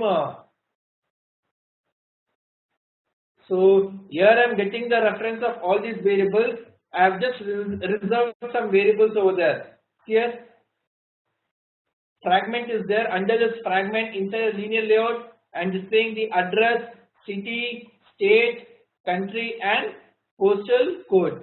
So all those variables are present over here. I am getting the reference of all those variables. Again the same map concept over here.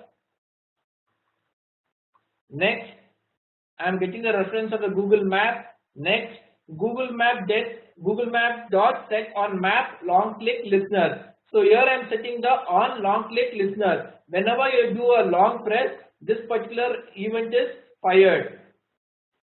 Here, okay, we'll see this thing later. But basically here I am registering the listener. After this, I'm just adding a default.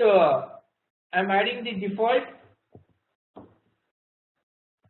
I'm adding the default marker on the map. Here I'm adding the default marker. Fine. Next, reverse geocoding. I am trying to get the address from this default coordinates. So reverse geocoding function I have written here. Reverse geocoding, I am passing the current location. I am declaring an object for geocoder, passing the context and the location of get default, and gcd.get from location. I am passing the lat, long and number of addresses. So here I am getting all the parameters like getting the address, getting the city, getting the state, country and postal code. Fine. So this is the code for getting the addresses from the location. Fine.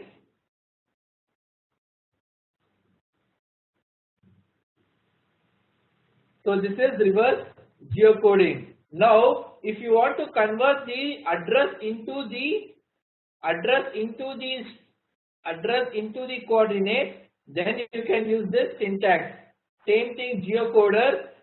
Here you can say gcd.get from location. So when you pass the text, it will return you the list of addresses. From this addresses, you can get the location. And point it on the Google Maps. So this is the code for geocoding. Here by default I am passing the geocoding Koramangala, Bangalore and India. So this is just a sample which I am showing you. Example, process of reverse geocoding and geocoding. So here I am displaying another map. I am adding another map on the map. Fine. Okay. When you do a long press, this particular function is triggered, right? So here I am getting the current latitude and longitude, and I am passing that lat and long for the reverse geocoding. And again I am adding it to the marker. So reverse geocoding, I am calling this, passing the lat and long, getting the address, city, state, postal code and other things. Fine. So this is reverse geocoding. So in this sample I have demonstrated as much as possible your geocoding concept, your reverse geocoding concept, getting the user's current location, adding the marker, animating the camera for a particular position, all those things. Fine. So this was a sample related to your Google Maps. If you have any doubts, you can ask now. Anyhow, I'll be sharing this sample also.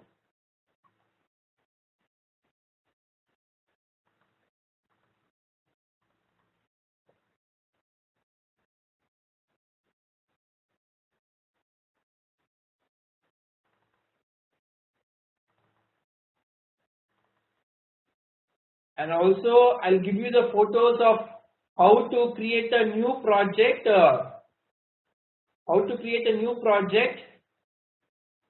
And add the Google Maps. I'll be sharing you those images also.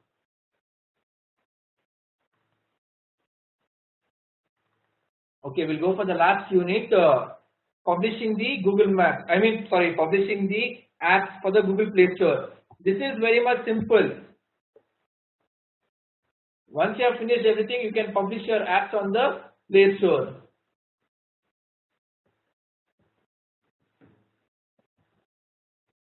Google Play Store is the premier store for distributing your Android apps. When you publish on Google Play Store, you put your apps in front of the Android huge base of active customers in more than 190 countries and territories across the world. In this unit, you will learn step-by-step implementation of creating a signed APK for publishing your app in Google Play Store.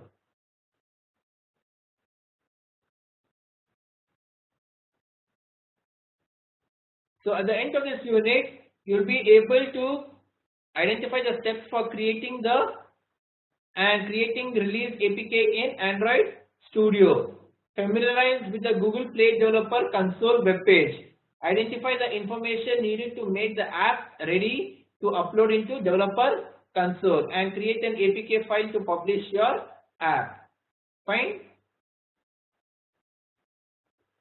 So you need to follow these steps to publish your app. You need to prepare the release of your app, sign in your APK, create publisher account and upload APK to the Play Store. So you need to follow these 4 steps.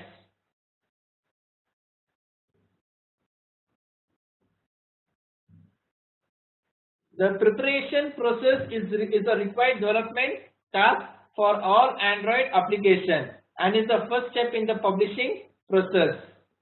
In the development environment, the app executes in debug mode. I think you can see over here. Oh, probably I closed the Android Studio, I guess. I just opened the Android Studio.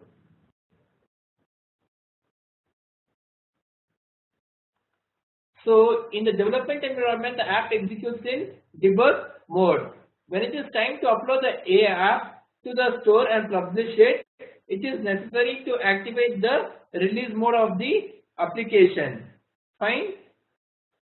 In release mode and debug mode, strict mode and debugging option must be disabled. Remember this one. When you prepare your application for release, you configure, build and test a release version of your application. After you change it for the release mode, test the app once more to be at the safer side.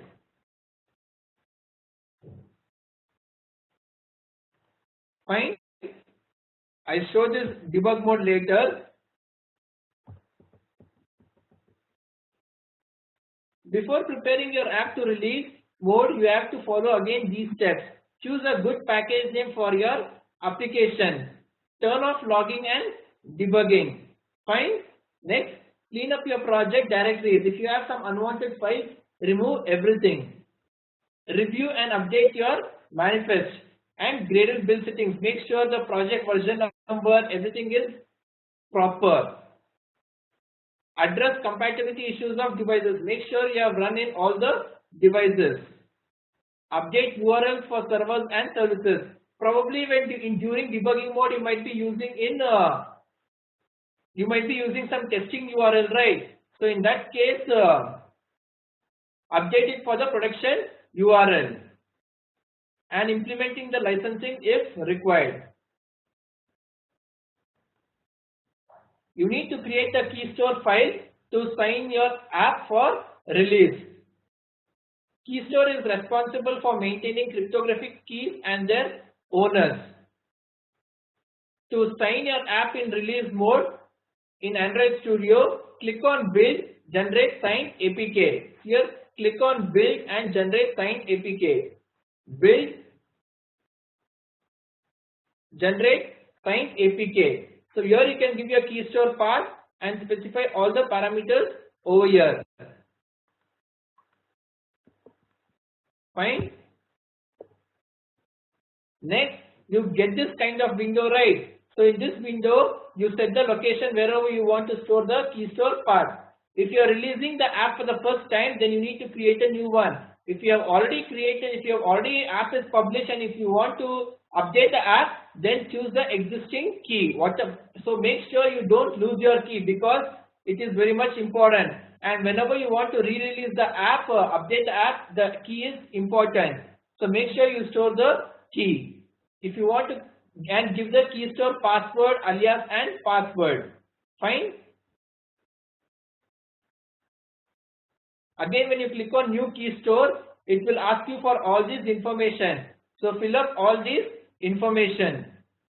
Fine. See, it's very straightforward. Just follow these steps. After that, you need to select the build type. Choose the destination folder for the release APK file to be created and select the build type as release. Fine. Select the destination where you want to create the APK file. Change the build type for release and click on the finish button. Fine.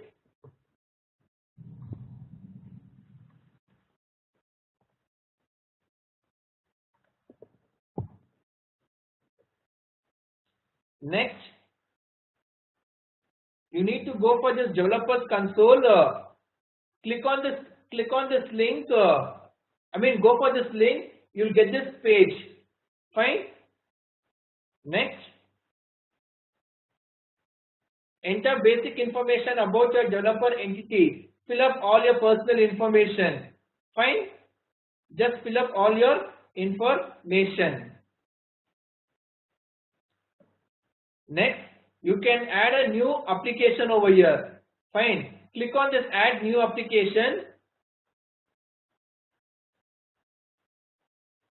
Once you click on the add new application, type the name of your app as you want it to be appear in the Google Play Store. So give your app name over here, upload the APK. What you created the APK earlier, right? So upload the APK.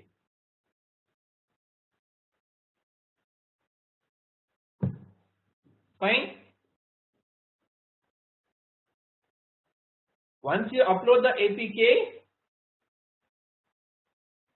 you need to finish these are the steps that you need to finish it up. All these things. So go one by one. Fine.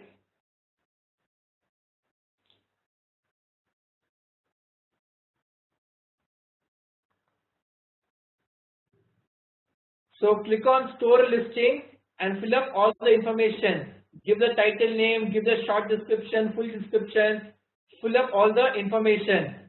So you need the following to make the app ready for publishing. Title and description, screenshots of your app type and category, content rating, email ID, pricing and distribution, guidelines, and finally upload the APK. So you need to keep all these things ready.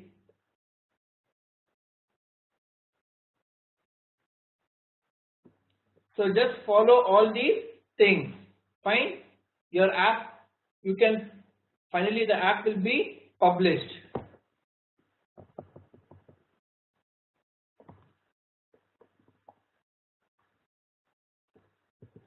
See, it's a very straightforward. So you don't need to worry.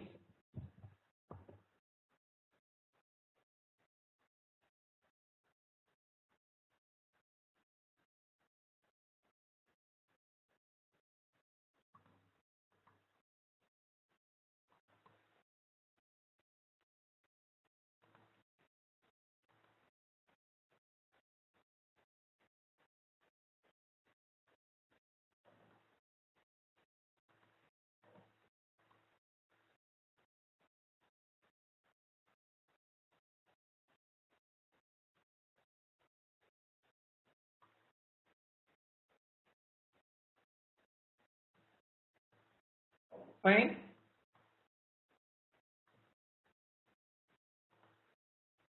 So just follow these steps and finish it up. So if you have any doubts, you can ask now.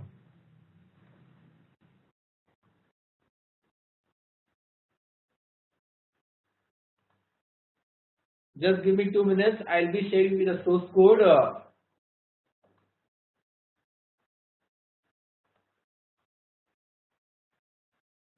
Just give me 2 minutes.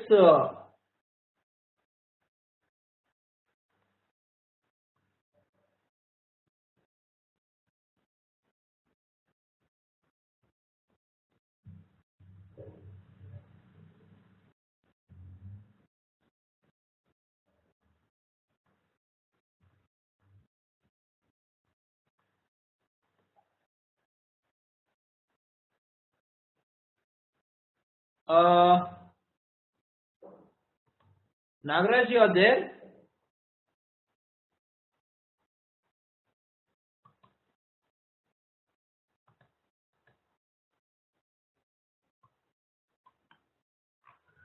Okay, I'll answer to your questions.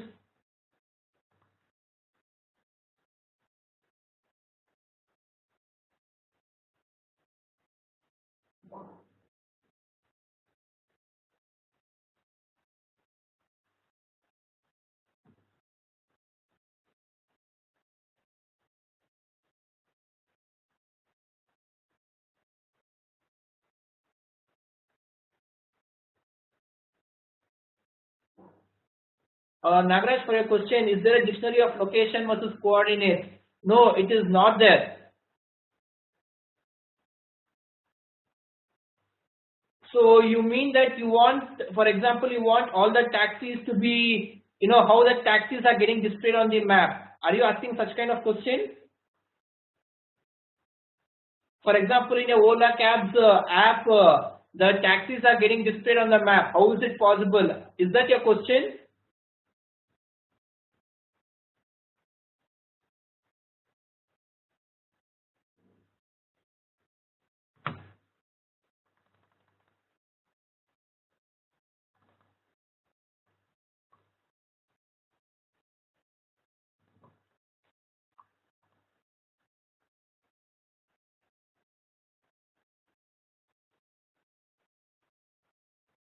Location is being derived from your GPS device present in your mobile. There is a GPS device in your app, right? So using the GPS device, the locations are retrieved. So you don't need to worry about all those things. You just need to call those library, and that library will interact with the GPS hardware present in your device and get the coordinates. It's basically through the satellites. Your GPS will interact with the satellites and get the user's coordinates. What is the Google Map API key? I showed you, right. If you don't put the Google Map API key, your maps won't be displayed. Only if you put the Google Map API key, your maps will be displayed. Just to make sure that an app is from the proper user. No one is trying to misuse the Google Maps.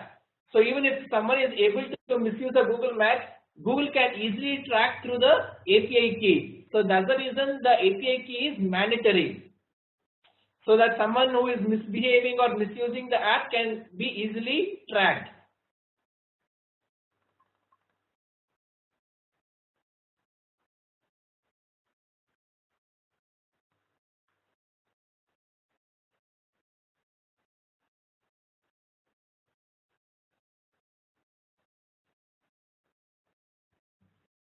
Yes.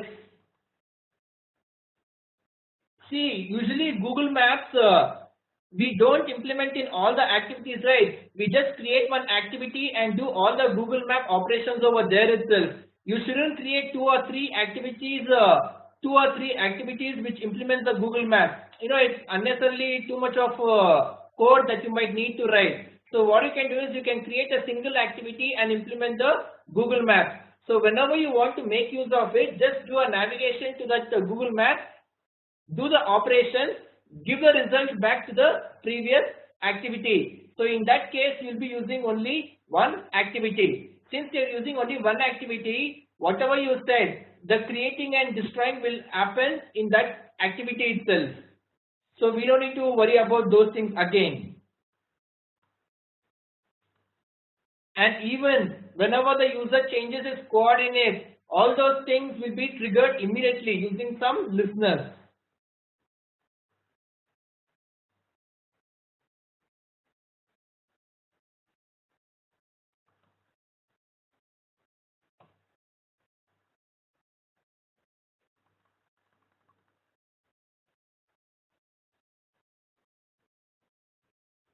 Yeah, you can ask it.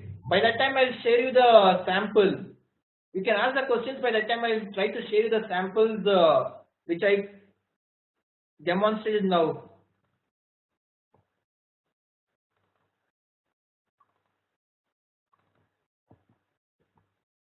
I need to upload this sample, so just give me.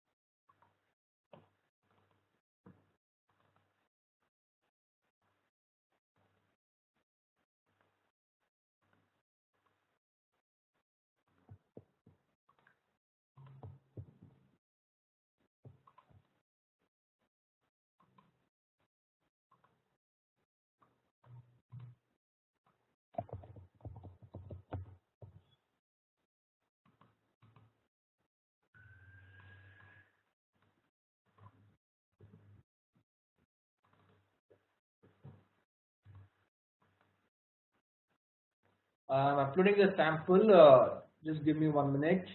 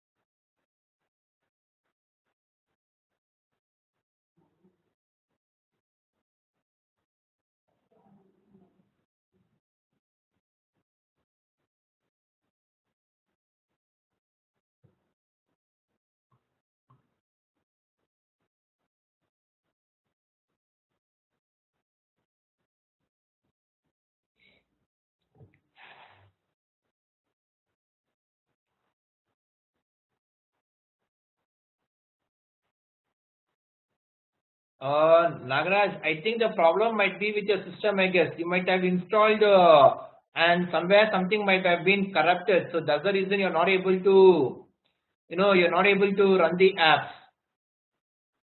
But with the system configuration, Windows 7 and 2 GB of RAM is more than sufficient. I mean, I don't think so. Emulator can run on 2 GB RAM. It will be very much difficult because if your RAM is 2 GB, most of the RAM space will be taken by your operating system. I mean, at least some amount of space will be taken by your operating system, Windows 7. And again, there will be some kind of other data also which will be present in your RAM. And again, you have opened the Android Studio, right?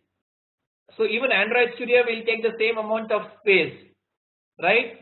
So there will be very little bit of space for your emulator. So I don't think so your emulator will be able to run in the 2 GB RAM.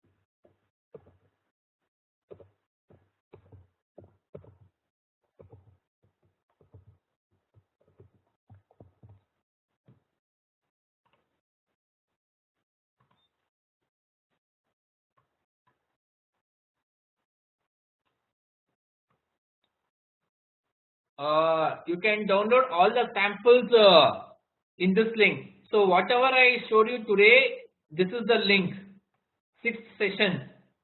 And if you want the source code of the previous sessions, you will get all the things from these links.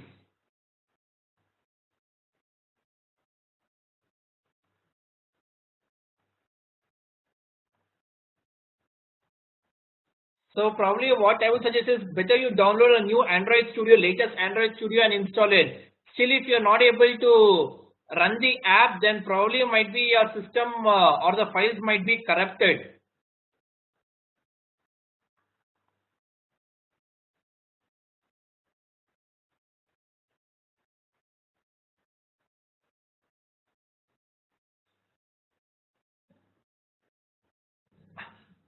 I'm sure that I don't think so. Your emulator will be able to run on 2 GB device. As I explained you that one, your OS, your Android Studio and default system services might have occupied your RAM.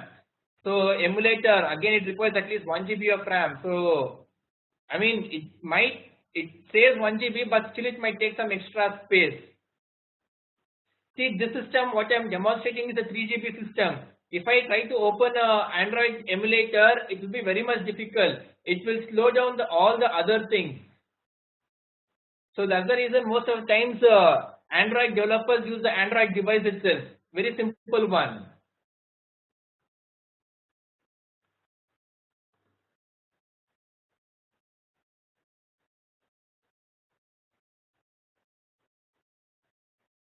What is default APK?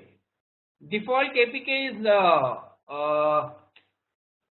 which gets created in your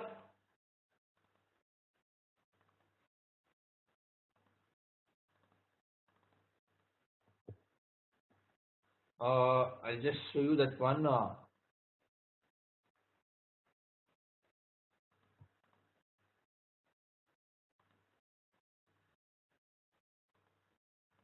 See, if you want the default APK, which cannot be published and which can be given for the others, is you can go for your project folder, inside your app folder, inside your build folder, inside the generated folder, sorry, inside the outputs folder, inside the APK folder, you'll see this app debug. See, your project folder, app, build, outputs, APK. So in this folder, you'll be having this app debug. So this is the default APK, which can be used for testing purpose. Again, if you want to give this APK for other people and use it for testing purpose, you can give this APK. But if you want to publish your app, you can't use this APK. You need to create a signed APK, which I showed you in the PPT slide.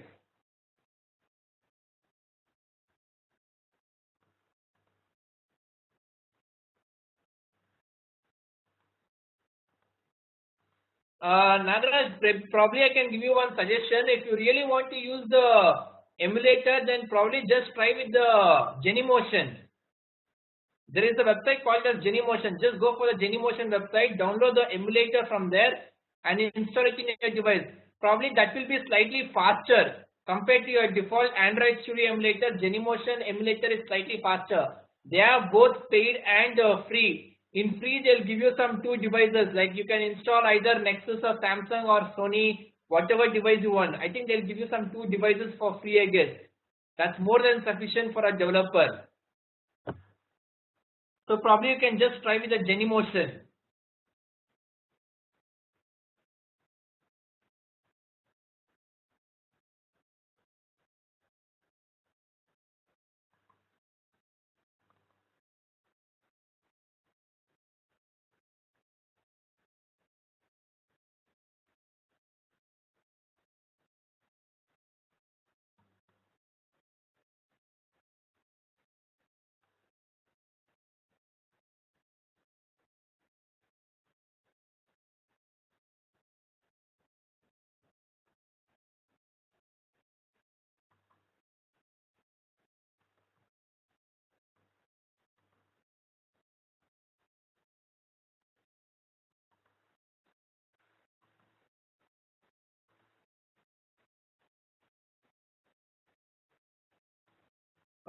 Just a minute.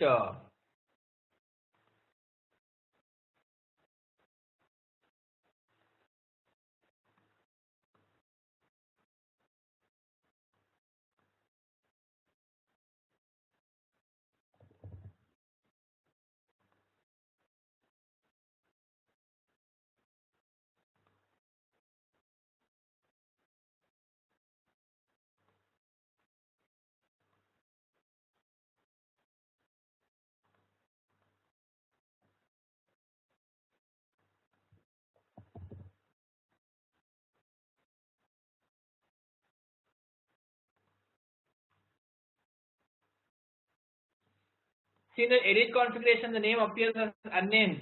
If it appears, just give the new name over there and click on apply button.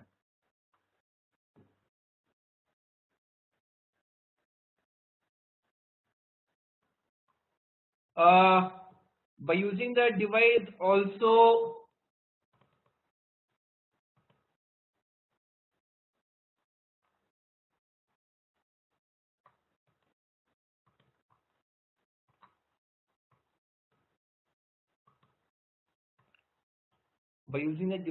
after allowing the PC to access its data, the device name does not appear in the USB list of the studio.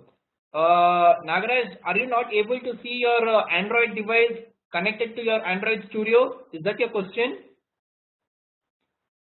Your Android device is not directed inside your Android Studio. Is that your question?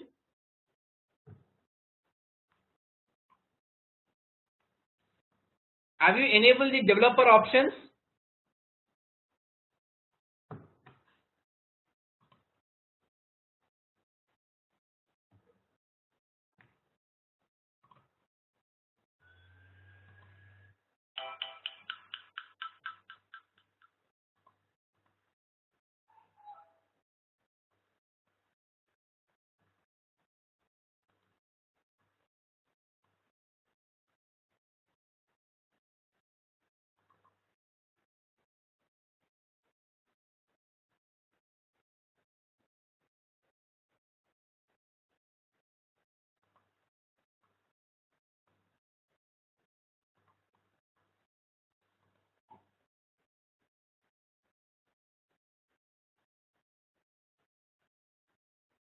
Did you enable the developer option? After enabling the developer options, just see this one.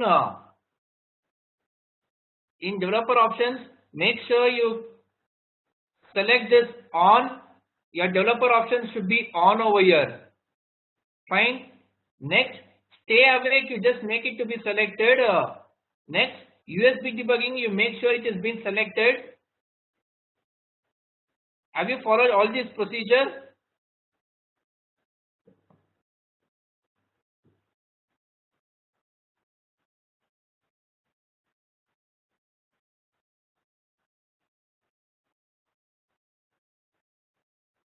And again, after selecting all these things, still if you are not able to connect your device, just restart your system once. Again, if it is still not able to connect, probably the drivers are not present on your system. Just Google and see. I don't remember, there was one software which will help you to direct your mobile device with your system. It's not related to your Android Studio or anything. Sometimes some Android devices will not get connected to your system or laptop or whatever is it. In that case, there was one software which will help you detect and download the drivers on the device so that you'll be able to connect your mobile device to your system. I don't remember that software. It was some third-party software. Uh,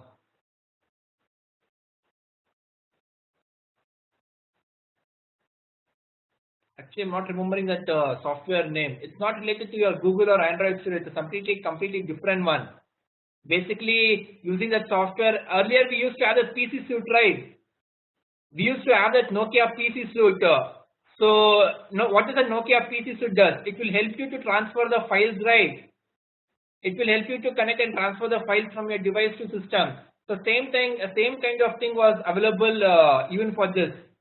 I had used it long back actually. Some person had the same problem, so I had installed and given that software.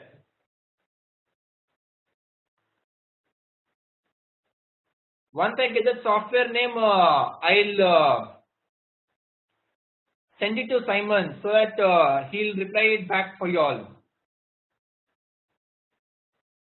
Is it fine? I think their software name starts with yes, I guess. Not sure. Yes, I guess. Anyways, I'll just check and let you all know. Okay, did you get this link, sir?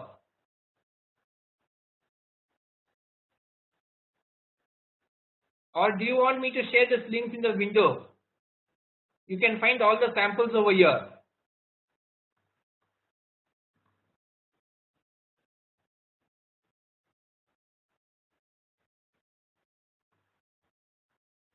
Okay, if you want, I can.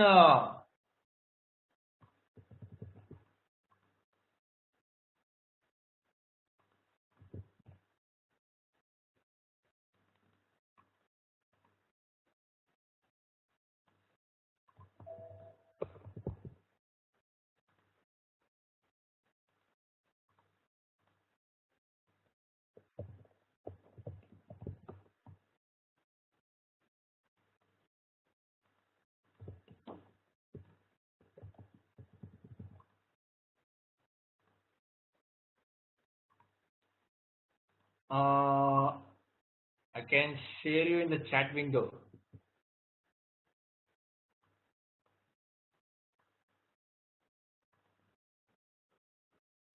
Did you get the link?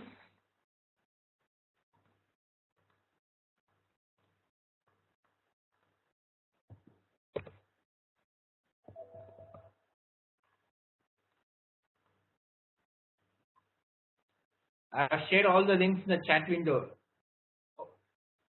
Okay, it's fine.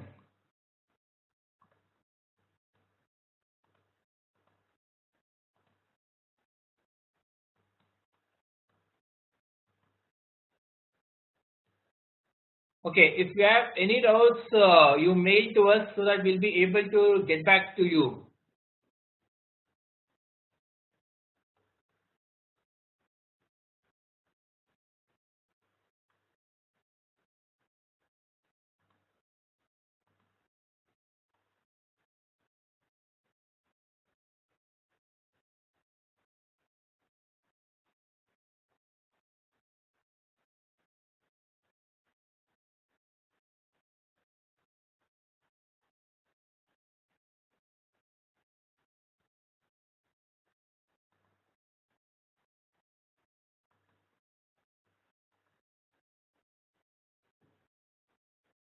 Thank you for attending the session. Have a great day.